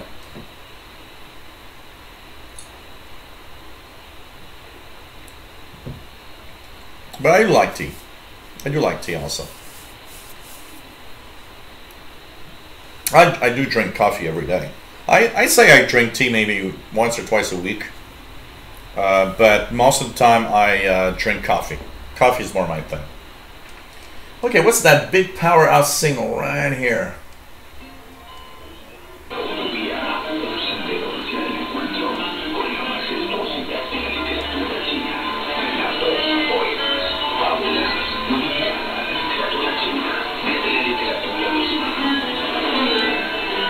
What is that?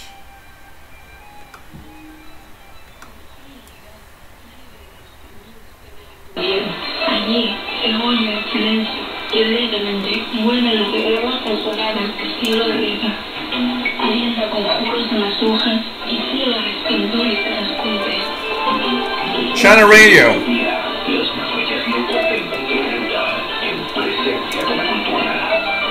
This is China Radio International.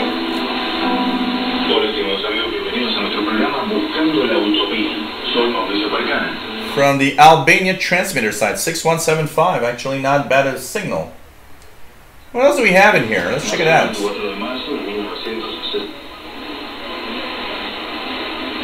Hey, there's something on 6250.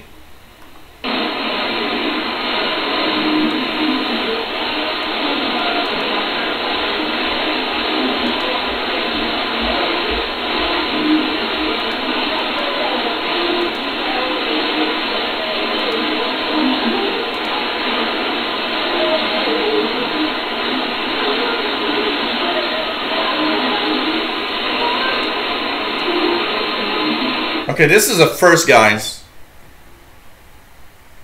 What is that station? Radio Malibu? I am hearing something on 6250. And there's two possibilities here. Echo of Unification Korea. Or GNE is what? Guinea? What is GNE? Radio Malibu? Anybody can tell me what that is on 6250? That is amazing. It's the first time I hear something here.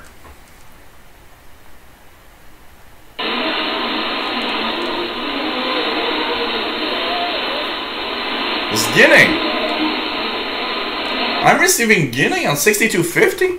It's the first time. Equatorial Guinea. Okay, thanks Oxford Shortwave Love. Radio Malibu. Oh, this is a first for me. Look at that. I'm so happy now.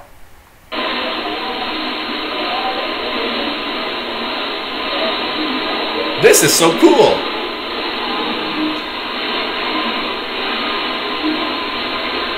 Well, that's what I was thinking, Mad Radio DXer. I give it more chances of being Guinea than being Korea. I gotta say, but this is so cool. 6250, receiving it on the Ephedry SDR. You know, my DXing place isn't too bad for all the noise I got.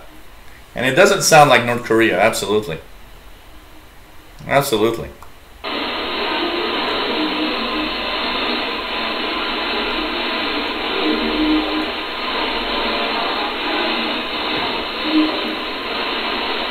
So hey guys, it's first for me. Equatorial Guinea, 6250 Radio Malabo. This is so cool. I just looked at the line and I clicked on it. Then again, that's what's cool about it. The SDR made me click on this little line here because I knew there was a signal here. So I wanted to know what that was. And it does sound African in the style of music that it has. I have to say, the more I listen, even though it's not very strong, the more I listen to it, the more it sounds African in the style of music. Wow, this is so cool. Live Radio Malabo. So, so they just play music? Okay. It's kind of cool. Kind of cool. I wonder if they QSL.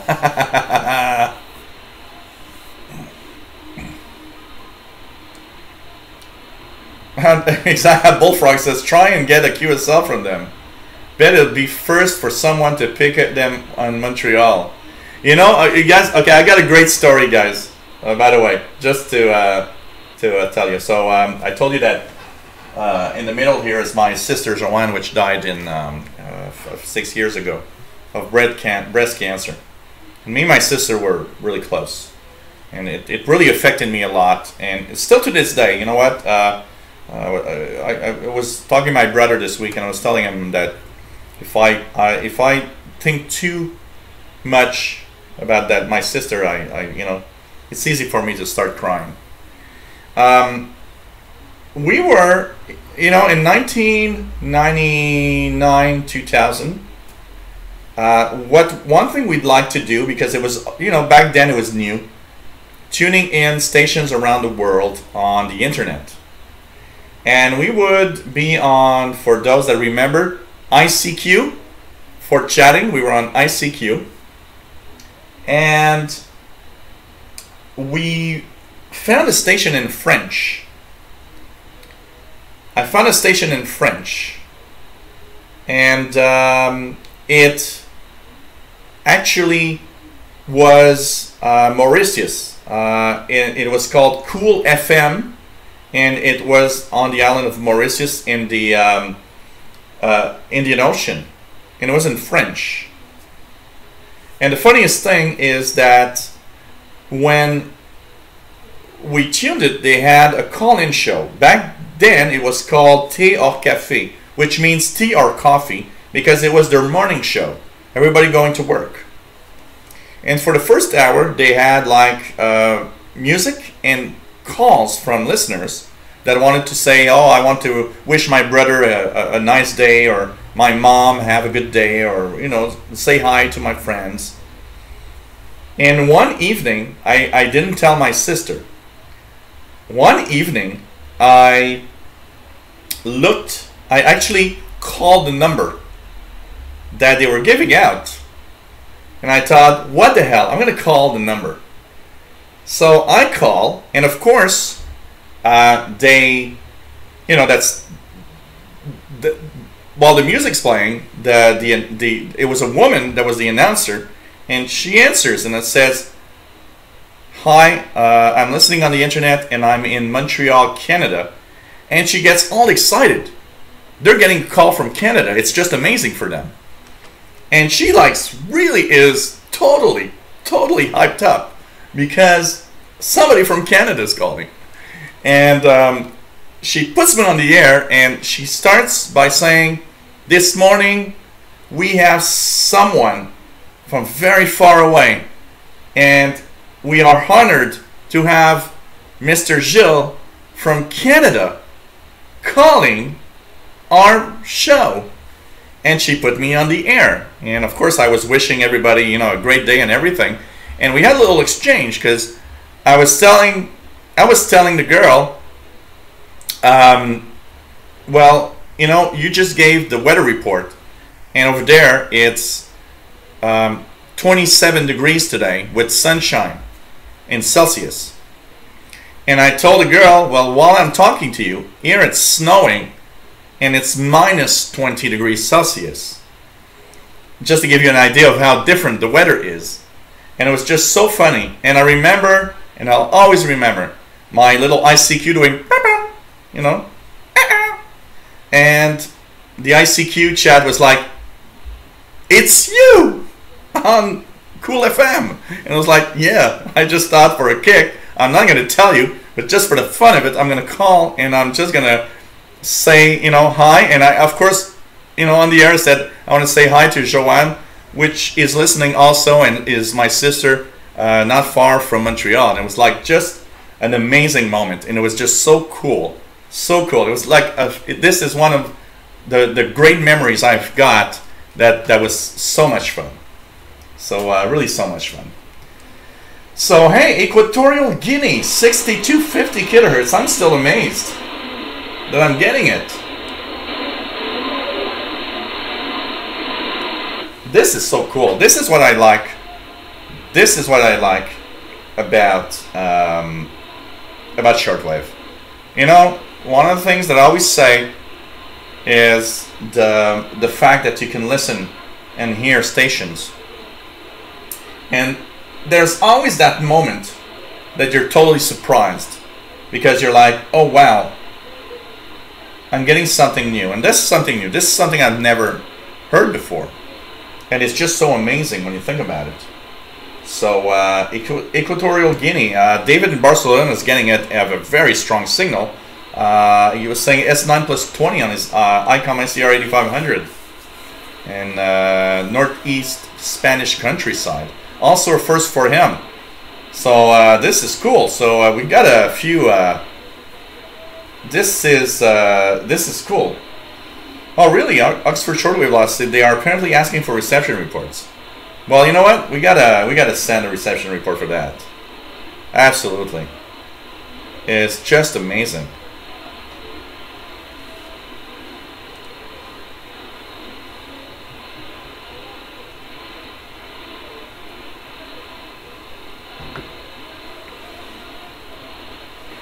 Oh yeah, that was so cool. Calling the station. It's what's funny about that story is that the woman announcer that gets all excited in the studio because, you know, you're calling from Canada, and obviously she knows that I'm calling from somewhere else because my French has an accent that is different from the French they have over there. It was just amazing. I mean, wow.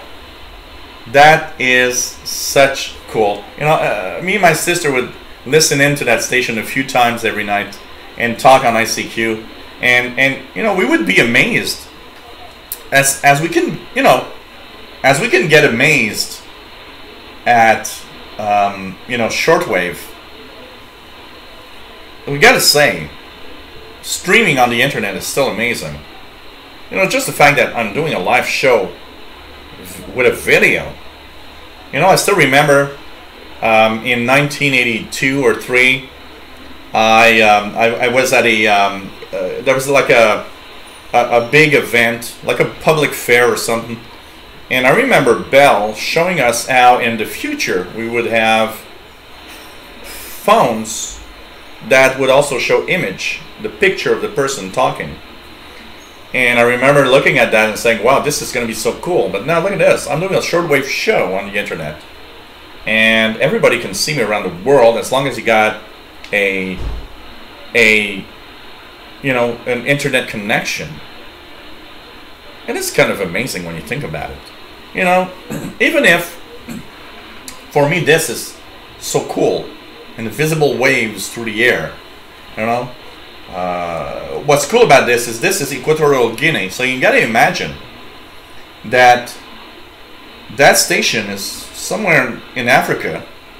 The invisible radio waves are moving through the Atlantic Ocean up here on the east coast of North America in Canada, and it's kind of amazingly cool also. But man, it's just cool to also see you know, you guys on the chat from all around the world, and me broadcasting to you with video. It is amazing when you think about it. It is totally amazing. Daniel Talevi, sorry. Hello there from Buenos Aires. Good night, Alex. PM1SVM. You know, it's funny because I see some people that just like, okay, you know, I'm gonna go to sleep now, and it reminds me when sometimes there was something special or something I really wanted to watch, and it's like you're extending and you're saying, okay, now I'm gonna go now, but it's like you get hooked and you're like, well, I'm gonna continue a little bit, but you know, like you work in the morning. So hey, welcome aboard, and hey, Radio Argentina al Exterior is fantastic station. It's one of my favorite stations. It's fun that they are on the shortwave bands. So hey, Equatorial Guinea. Oh, you know, Dakota South one. By listening to shortwave over the years, I've you know, learned words in different languages that you know I didn't know. It's just amazing. Tom Michael says, God, what a great signal. I'm surprised I'm getting it. So you guys gotta understand that my noise level, okay, let's move up 10. My noise level is about S8. Station is at about S9, a little more sometimes. So it's you know, if you would remove the noise out of this, that signal is actually packing a great signal up here. Okay, okay, you know what? I'm gonna go here. I'm gonna lower the volume of this, and let's check the U20 receiver. So what is it? U20 is the R. There we go. Let's tune it here. I'm gonna go frequency. So this is here. It's working well. Okay, 6250. 0. Oh God, this is amazing.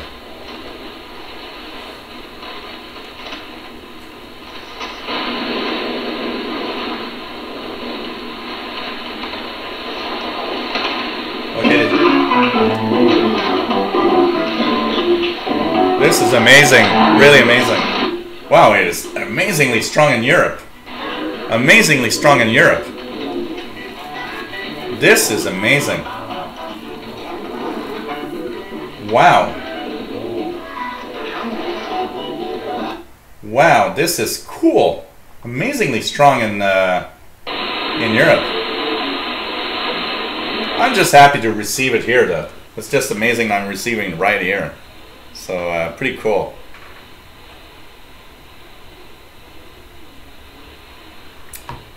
Really, really cool. Yep, shortwave is great for a glimpse of languages. You know, and I'll always say something.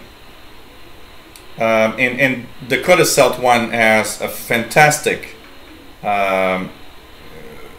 take on this. He says the beauty of shortwave is exposure to music, language, and cultures. And I like to think that if you've been a shortwave listener for a certain time, and that you also have been, you know, a program listener to everything that is all the content on shortwave, I like to think that somewhere in there we are more open-minded than the majority of people. We are the people that listen to the point of views of a lot of other people around the world. You know, the local media is okay, but I mean, it's our little world, it's our little bubble, and we don't necessarily know or really appreciate what's happening somewhere else. And what I like with that, with shortwave, is I think it opens our mind to, you know what, they are saying this about that event. Here, my local media is saying this about that event. And that other station is saying this about that event. And somehow you make a different story in your mind of, okay, you know, it's not always easy, but it's sometimes you have a point of view of somebody that's outside, and you're like, oh, okay. You know, it's like you guys in the U.S. You have the inner U.S. point of view of, you know, Donald Trump as a president, and there's everywhere else in the world that has their point of view of Donald Trump as a U.S. president. But I think if you are open-minded and listen to every little thing, you make yourself your own little, you know, thinking, your own way of thinking of what really is the reason for this or that. I think we are able to, and I do think that it opens our minds more. Just the fact that we listen to shortwave, and not just the local, you know, CNN news, and that's it. Kevin White says about 40 years here listening to shortwave, 35 here. Shows our age. When you listen for 40 years or 35 years, shows our age. Andrea the Exer says, yes, I was there too when I listened to shortwave before the internet was created. Was fascinated to hear Radio Moscow, Voice of America. David Arden says, it is amazing how others view the country we live in. Oh, absolutely. And sometimes it's surprising. It's surprising to see that, you know, we have, of course, we all have an image of our own country we live in. And sometimes it's surprising or difficult to see how others might think of us, you know? And I think if there is a country in the world where the point of view of other people in the world is something not always beautiful, but not always, you know, it's very complicated. I think the United States of America, you know, is one of those countries. It is, of course, you know, one of the most, if not the most powerful country in the world. So you got to understand that it will have a lot of point of views from other countries, from what other people think about you guys in the U.S. You know, you don't have to go very far. Canadians have a point of view of the United States that is different than what probably the United States in general has of its, you know, the idea of its own image. And shortwave's there for that. You'll, you know, I remember seeing or listening to countries from other, you know, shortwave stations from other countries talking about Canada, and thinking, oh, really? You really think that of Canada? And you're like a little bit, you know, surprised. You're like, oh, really? I never thought about that. Never thought about that.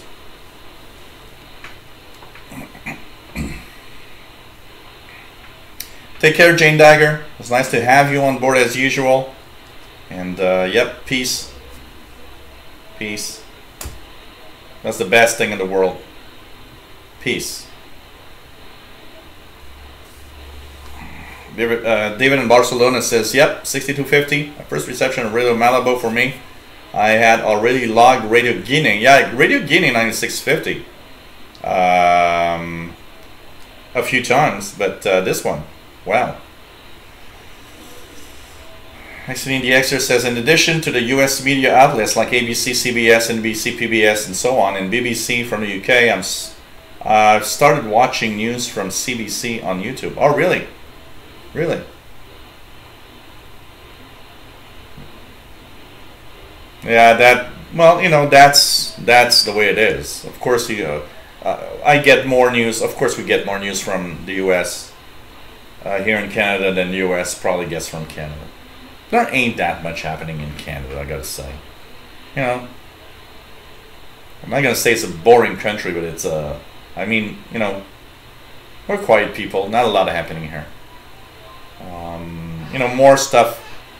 It's sure that the point of view and what we listen to goes with the importance of what's happening. I mean,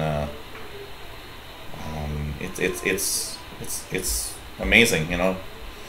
Like I was telling my brother this week, I think we've never had so much news about your president since Donald Trump is in power. I mean, Donald Trump is like in the news here every day. And I don't think Barack Obama was in the news more than once a week, if not once a month. It's like everything that's happening with Donald Trump is here. You know, I'm almost wondering if my Canadian president, my Canadian prime minister, isn't Donald Trump instead of, you know, Justin Trudeau.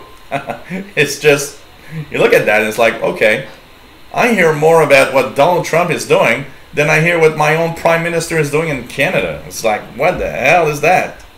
It's just amazing. So, you know. But I think it's important. Well, you know, Bullfrog says, I live in a state sick of political talk. I'm going to tell you one thing. I think we are all sick of it.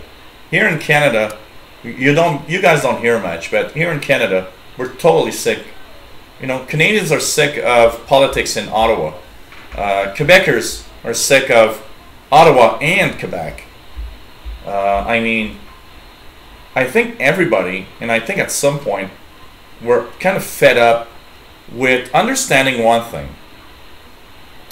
It's that politics is something that's, you know, it's gone wrong over the years. And the decisions and the things that are happening are not the ones that we want to. And at some point, I think US voters, Canadian voters, and many other countries in the world like that, we feel like it's not important anymore because they're not listening to us at all. And we see it. You know, we see it here, and we see it in the US. It's like, okay, the government isn't listening to us. And I'm trying to remember who said that, but you know what? I like the saying that says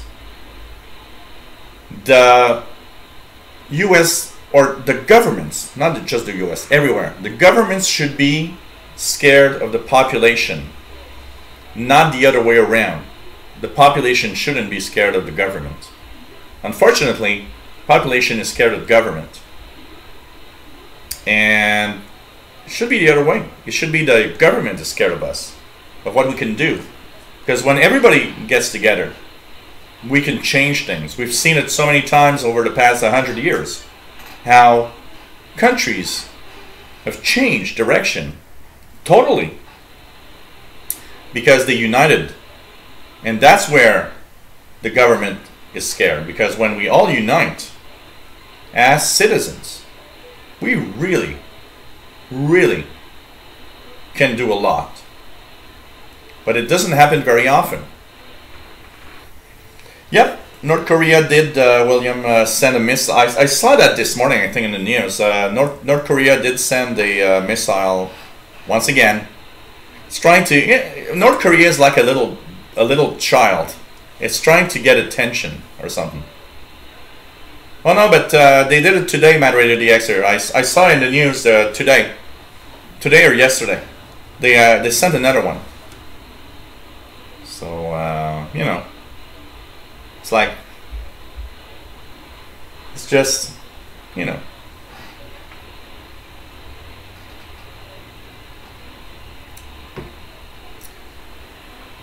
But I think it's important. I think it's important to have point of views of everybody and make your own point of view.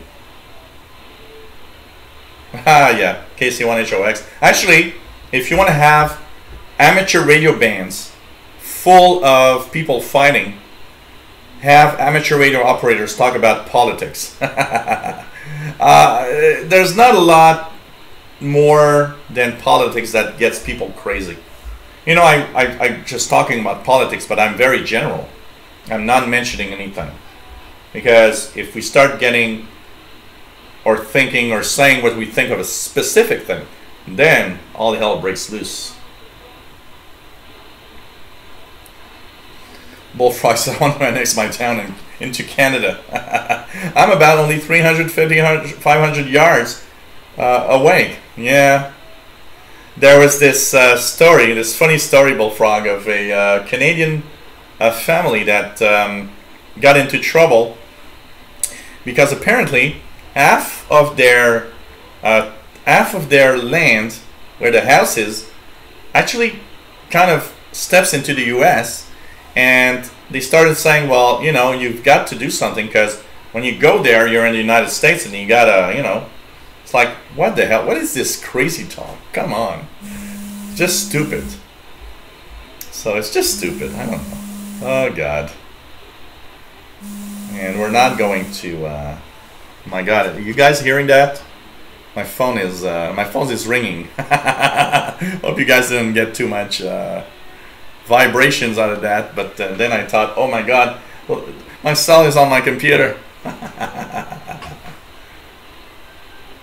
Well, of course, you know, we all have comments. We all have comments about different countries. And I think we gotta, you know. Bobby Burgess, 9730. Yes, it's 0-100 hours. Let's check it out. Radio Romania International. Internet and WME, BBC and ABC Plus. What's the other frequency to use? Radio Romania International Plus con Voice of Vietnam not really coming in well.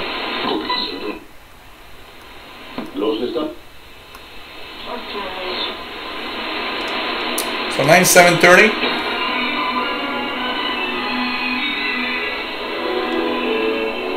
Welcome to this broadcast of Radio Romania International. Let's check out China Radio 6020 from Albania. Terrorism should be fundamentally resolved by development, adding that the international community path and promote economic globalization to develop in a fair, inclusive, and sustainable manner. Dr. Muir has made the remarks when meeting with senior security officials from Brazil, Russia, India, and South Africa, who have been in Beijing to attend the 7th meeting of BRICS High Representatives for Security Issues. The president said the meeting was... Well, you know what, Scotty Tier 6, we should be scared of that for one reason. Is that the reason why the people are going to bed hungry is because they're putting all that money into making these missiles, and one day they're going to make a really good one. You know, when that guy gets it right, and that good one could be very dangerous. That's why I think we do have to you know what, one of my own thinking about North Korea, I've always thought, why the hell aren't we going in there and just, you know, cleaning out the place of that bad thing?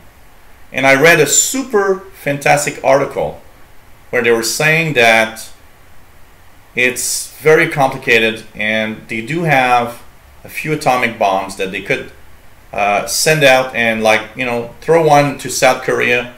They could throw one to Japan, and we'd have hundreds of thousands of people dead just because we went into North Korea. And that's why nothing's happening. We rather have that happening, even if it's sad. It's sad for the population, the millions of people. There, you know, there are hundreds of thousands of people. If you guys haven't seen it yet, there's a super fantastic documentary that is from National Geographic, and I think it's on YouTube, by the way, where they smuggled, they followed a couple of guys that went from China to North Korea, smuggled some radios. That actually what made me look at the documentary, because I saw they were smuggling radios and I was kind of curious.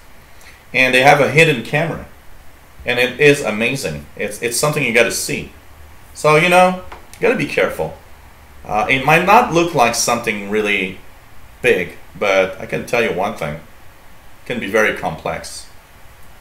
Take care, Nathan. Always nice to have you on board, as usual. Hey, John McClure, nice to have you here. And yeah, partly because of China, of course, KC1. It's partly, not totally, partly because of China. Fernando Gabriel.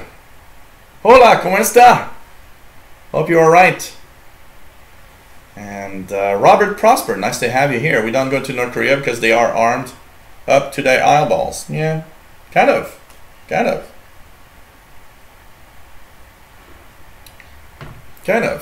You know, it's a very complex issue. It's much more complex than a lot of things.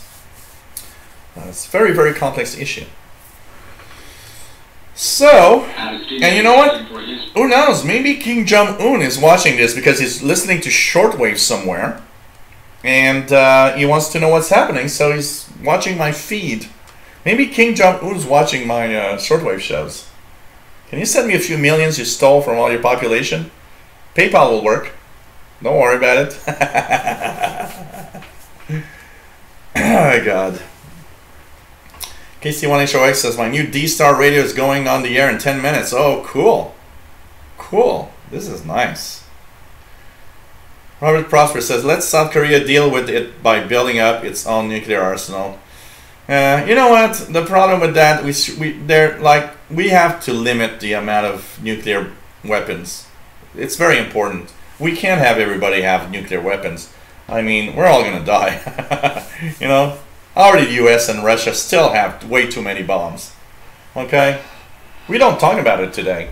But as a tech guy, you know what? I was reading an article where a lot of the US facilities where atomic weapons are stored still work with floppies. And I'm not joking. And they're saying that is a major issue because we don't, you know, in the 80s we were panicking of who's going to send the bomb first. In 2017 we're panicking because what's going to happen? You know, a nuclear weapon can just go off because of outdated technology, and it's just like more of a dangerous thing. It could, from what I was saying and from what I was reading, and I read several articles on that of people that know what they're talking about. We're kind of closer to it's really dangerous times of nuclear bombs than when we were in the Cold War. In the Cold War, it was two big powers that at least both of them were at least intelligent enough to just say, we can't do this. We can't do this. Let's talk. And that's why the Cold War went through. They talked. But I can tell you one thing. It's dangerous with the outdated technologies, the hacking that could be happening, everything. Yeah, but you know what, KC1HOX, the thing is hacking could go on. And because they outdated technologies and all of that is actually, and you know what, KC1, you got to be careful. If you go on the web and don't, okay, there's two types. I'm not the conspiracy theory guy, okay? But I can tell you that there are some close calls of idiot people doing idiot things, all happening together. That I can tell you, you gotta be a little more. It's something that's very delicate, and we gotta really gotta think seriously about this, because with hackers and all sorts of things that happen, that, you know, computers went berserk and everybody thinks that somebody somewhere is attacking. And don't forget one thing. Don't forget about the fact that the people that run these places are kind of paranoid. They're not like crazy guys a little bit. When they see something on that screen, they are pretty sure that someone's attacking. And that's the danger of things. We got to be careful with all of that. But I tell you, there's some really cool articles about that, and I can tell you one thing. You gotta think twice We're almost it's almost as dangerous today, if not more, than the Cold War times. But we don't talk about it today. It's not in the news, and it's not something that people want to talk about. That's why you got to lower the number of atomic weapons. You got to lower the amount of atomic weapons. So, you know, it's not the fact that, you know, today's actors don't know what a floppy is, but it's more like, okay, it's easier to hack into something like that because it's not updated and not secure. That's mostly it. And you got to remember, state hackers know what they're doing and understand much more than, you know, little hackers in the basement. I can tell you that. Oh, God. Yeah, they smuggled jump drives. Absolutely. Okay. David says, many airplanes like the Airbus A320, Boeing 737 still use 1.44 floppy drives to load data. Oh, God. Oh, God. I once heard a station from Rochester, Minnesota, KDLM, under the KC. You know, sometimes it's fun. That's one thing that you can, that's really, really cool to do, is to tune in some frequencies. By the way, I read a great article in Spectrum Monitor a few months ago. A guy that's really, really, you know, heavy into medium wave DXing. And it was kind of interesting because he was talking about, I was tuning a frequency that everybody thinks it's noise. And I know what he means because there's some medium wave AM frequencies that basically are just noise because it's a mishmash of 10 stations, 15 stations, hundreds of stations on the same frequency. And the guy was actually showing how he DXed stations by, I stay on the noise, and because propagations move in and out depending on the stations, he was showing how he was capable of getting stations out of that noise by just listening for hours. And it's like, oh, this is kind of cool, you know. And that's where you see, well, sometimes, you know, the patience does help. It's kind of cool, you know. Oh, man. What else do we have here? Dakota South says, I know in 1997 during a flood here, they allowed KFGO out of Fargo to go on an emergency daytime signal since they were the only stations. Oh yeah, there are things like that that bring out medium wave stations. David says, I don't like to rely much on digital modern day technologies because they're too simple to use. And that makes me feel like a dumb user instead of... Yeah, well, you know, I understand what you mean because, you know, I come from the days of the Commodore 64 and everything, where you had to know how to kind of, you know, use programming and stuff. And today it's like, you know, point and click. And I totally understand what you mean. Robert Prosper just got his Texan R912 for $20 on Amazon. It is very surprising. You know what? I got a nice comment on my review of the R912. A guy said, I ordered that thinking it was junk, and now I'm totally amazed at what the R912 can do. And I said, yep, I tell you, it's so amazing. So amazing. So amazing. KC1HOX says Tropo tonight, 100 miles QSO from Connecticut to Rhode Island. On what frequency? 2 meters? What were you using as frequency? Were you at 2 meters? I remember Tropo, when Tropo or temperature inversion is active, I remember hearing stations from like 100, 200 kilometers away coming in so well. Just amazing. Let's check if there's some local Québécois stations on the... Okay, nothing there.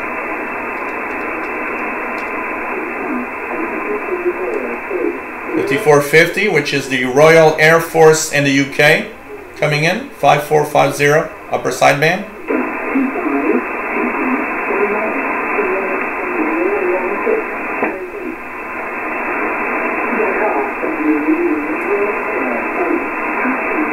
That was a ionospheric sounder. I'm going to try it. I don't think I'm going to hear it, but the buzzer. Nope, no buzzer. So there's something here. Let's check out this. Alpha, Lima, Kilo, Echo, Hotel, 6, Hotel, Whiskey, Golf, 4, Charlie, Victor, Delta, Sierra, 5, Zulu, Easy, India, Quebec, Victor, Quebec, November, 3, Uniform, Delta, Oscar, Mike, Easy, November, I say again, Delta, Alpha, Lima, Kilo, Echo, Hotel, 3. Yep, this is an emergency action message from the U.S. Air Force. 4724 is one of their primary frequencies. Delta, Sierra, 5, Zulu, Yankee, India, Quebec, Victor, Quebec,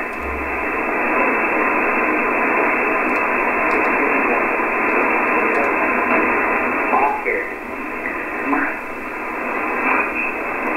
November, this is roadmap out. Roadmap. That was roadmap out. So U.S. Air Force, we just heard here. So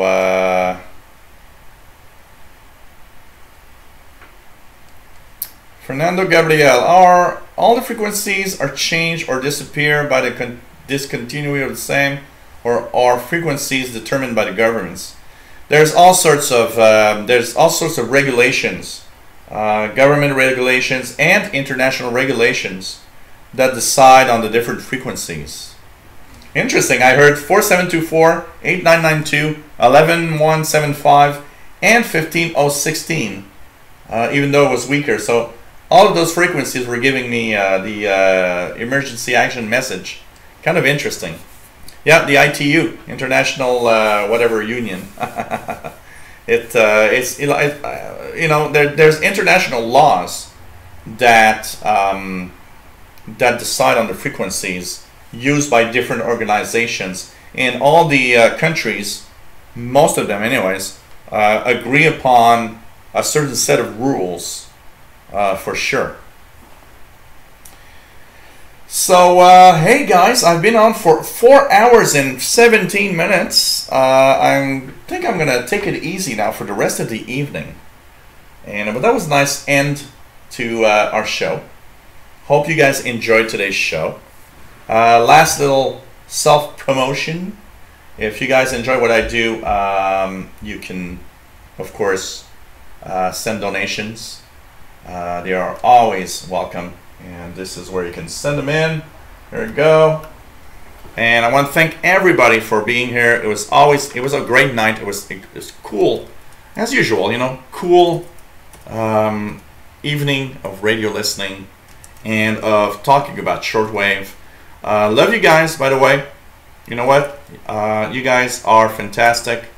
I mean, without all of you, there would be no show, because I'd be alone talking to myself, which is kind of boring. And I hope you guys are not bored of this. So hey, there's an hour difference, Fernando. Here it's 8:18 p.m. So let's just try. I want to try 25 megahertz again, by the way, just out of just to see if what's coming in, still coming in, or it's not there anymore. No, I think now it's gone. So anyways, I want to thank you all for being here. Thank you everybody for all that you've done.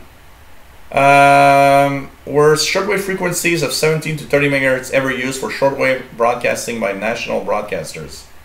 Well, international broadcasters used 16 meter band, 17.5 to 17.9, 21.450, 21.850.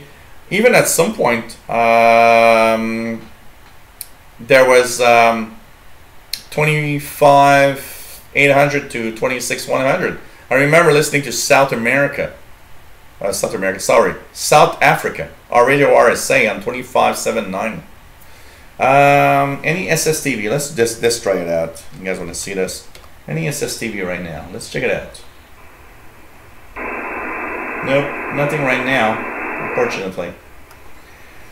So I want to say thank you, everybody. It's always fun to do these shows, and it's always fun to have all of you. You know, we're a great gang. I feel like you guys are friends, and thank you all for being here. Next show is Saturday, August the 5th. Saturday, August the 5th, 2000 hours UTC. We'll be in the office with the ICOM, and we will talk about QSL cards, and I will have stories behind some of my own QSL cards. I think that's going to be cool. So thanks, everybody. Thanks for your kind comments. I mean, you guys are great. And anybody comes to Montreal, please, we got to meet, have a beer, a coffee, anything. It will always be really cool to meet any one of you. Take care, everyone. Thank you for all you do, all just being here and listening to my blabber of everything. And take care, all. So love you all. Bye. Peace.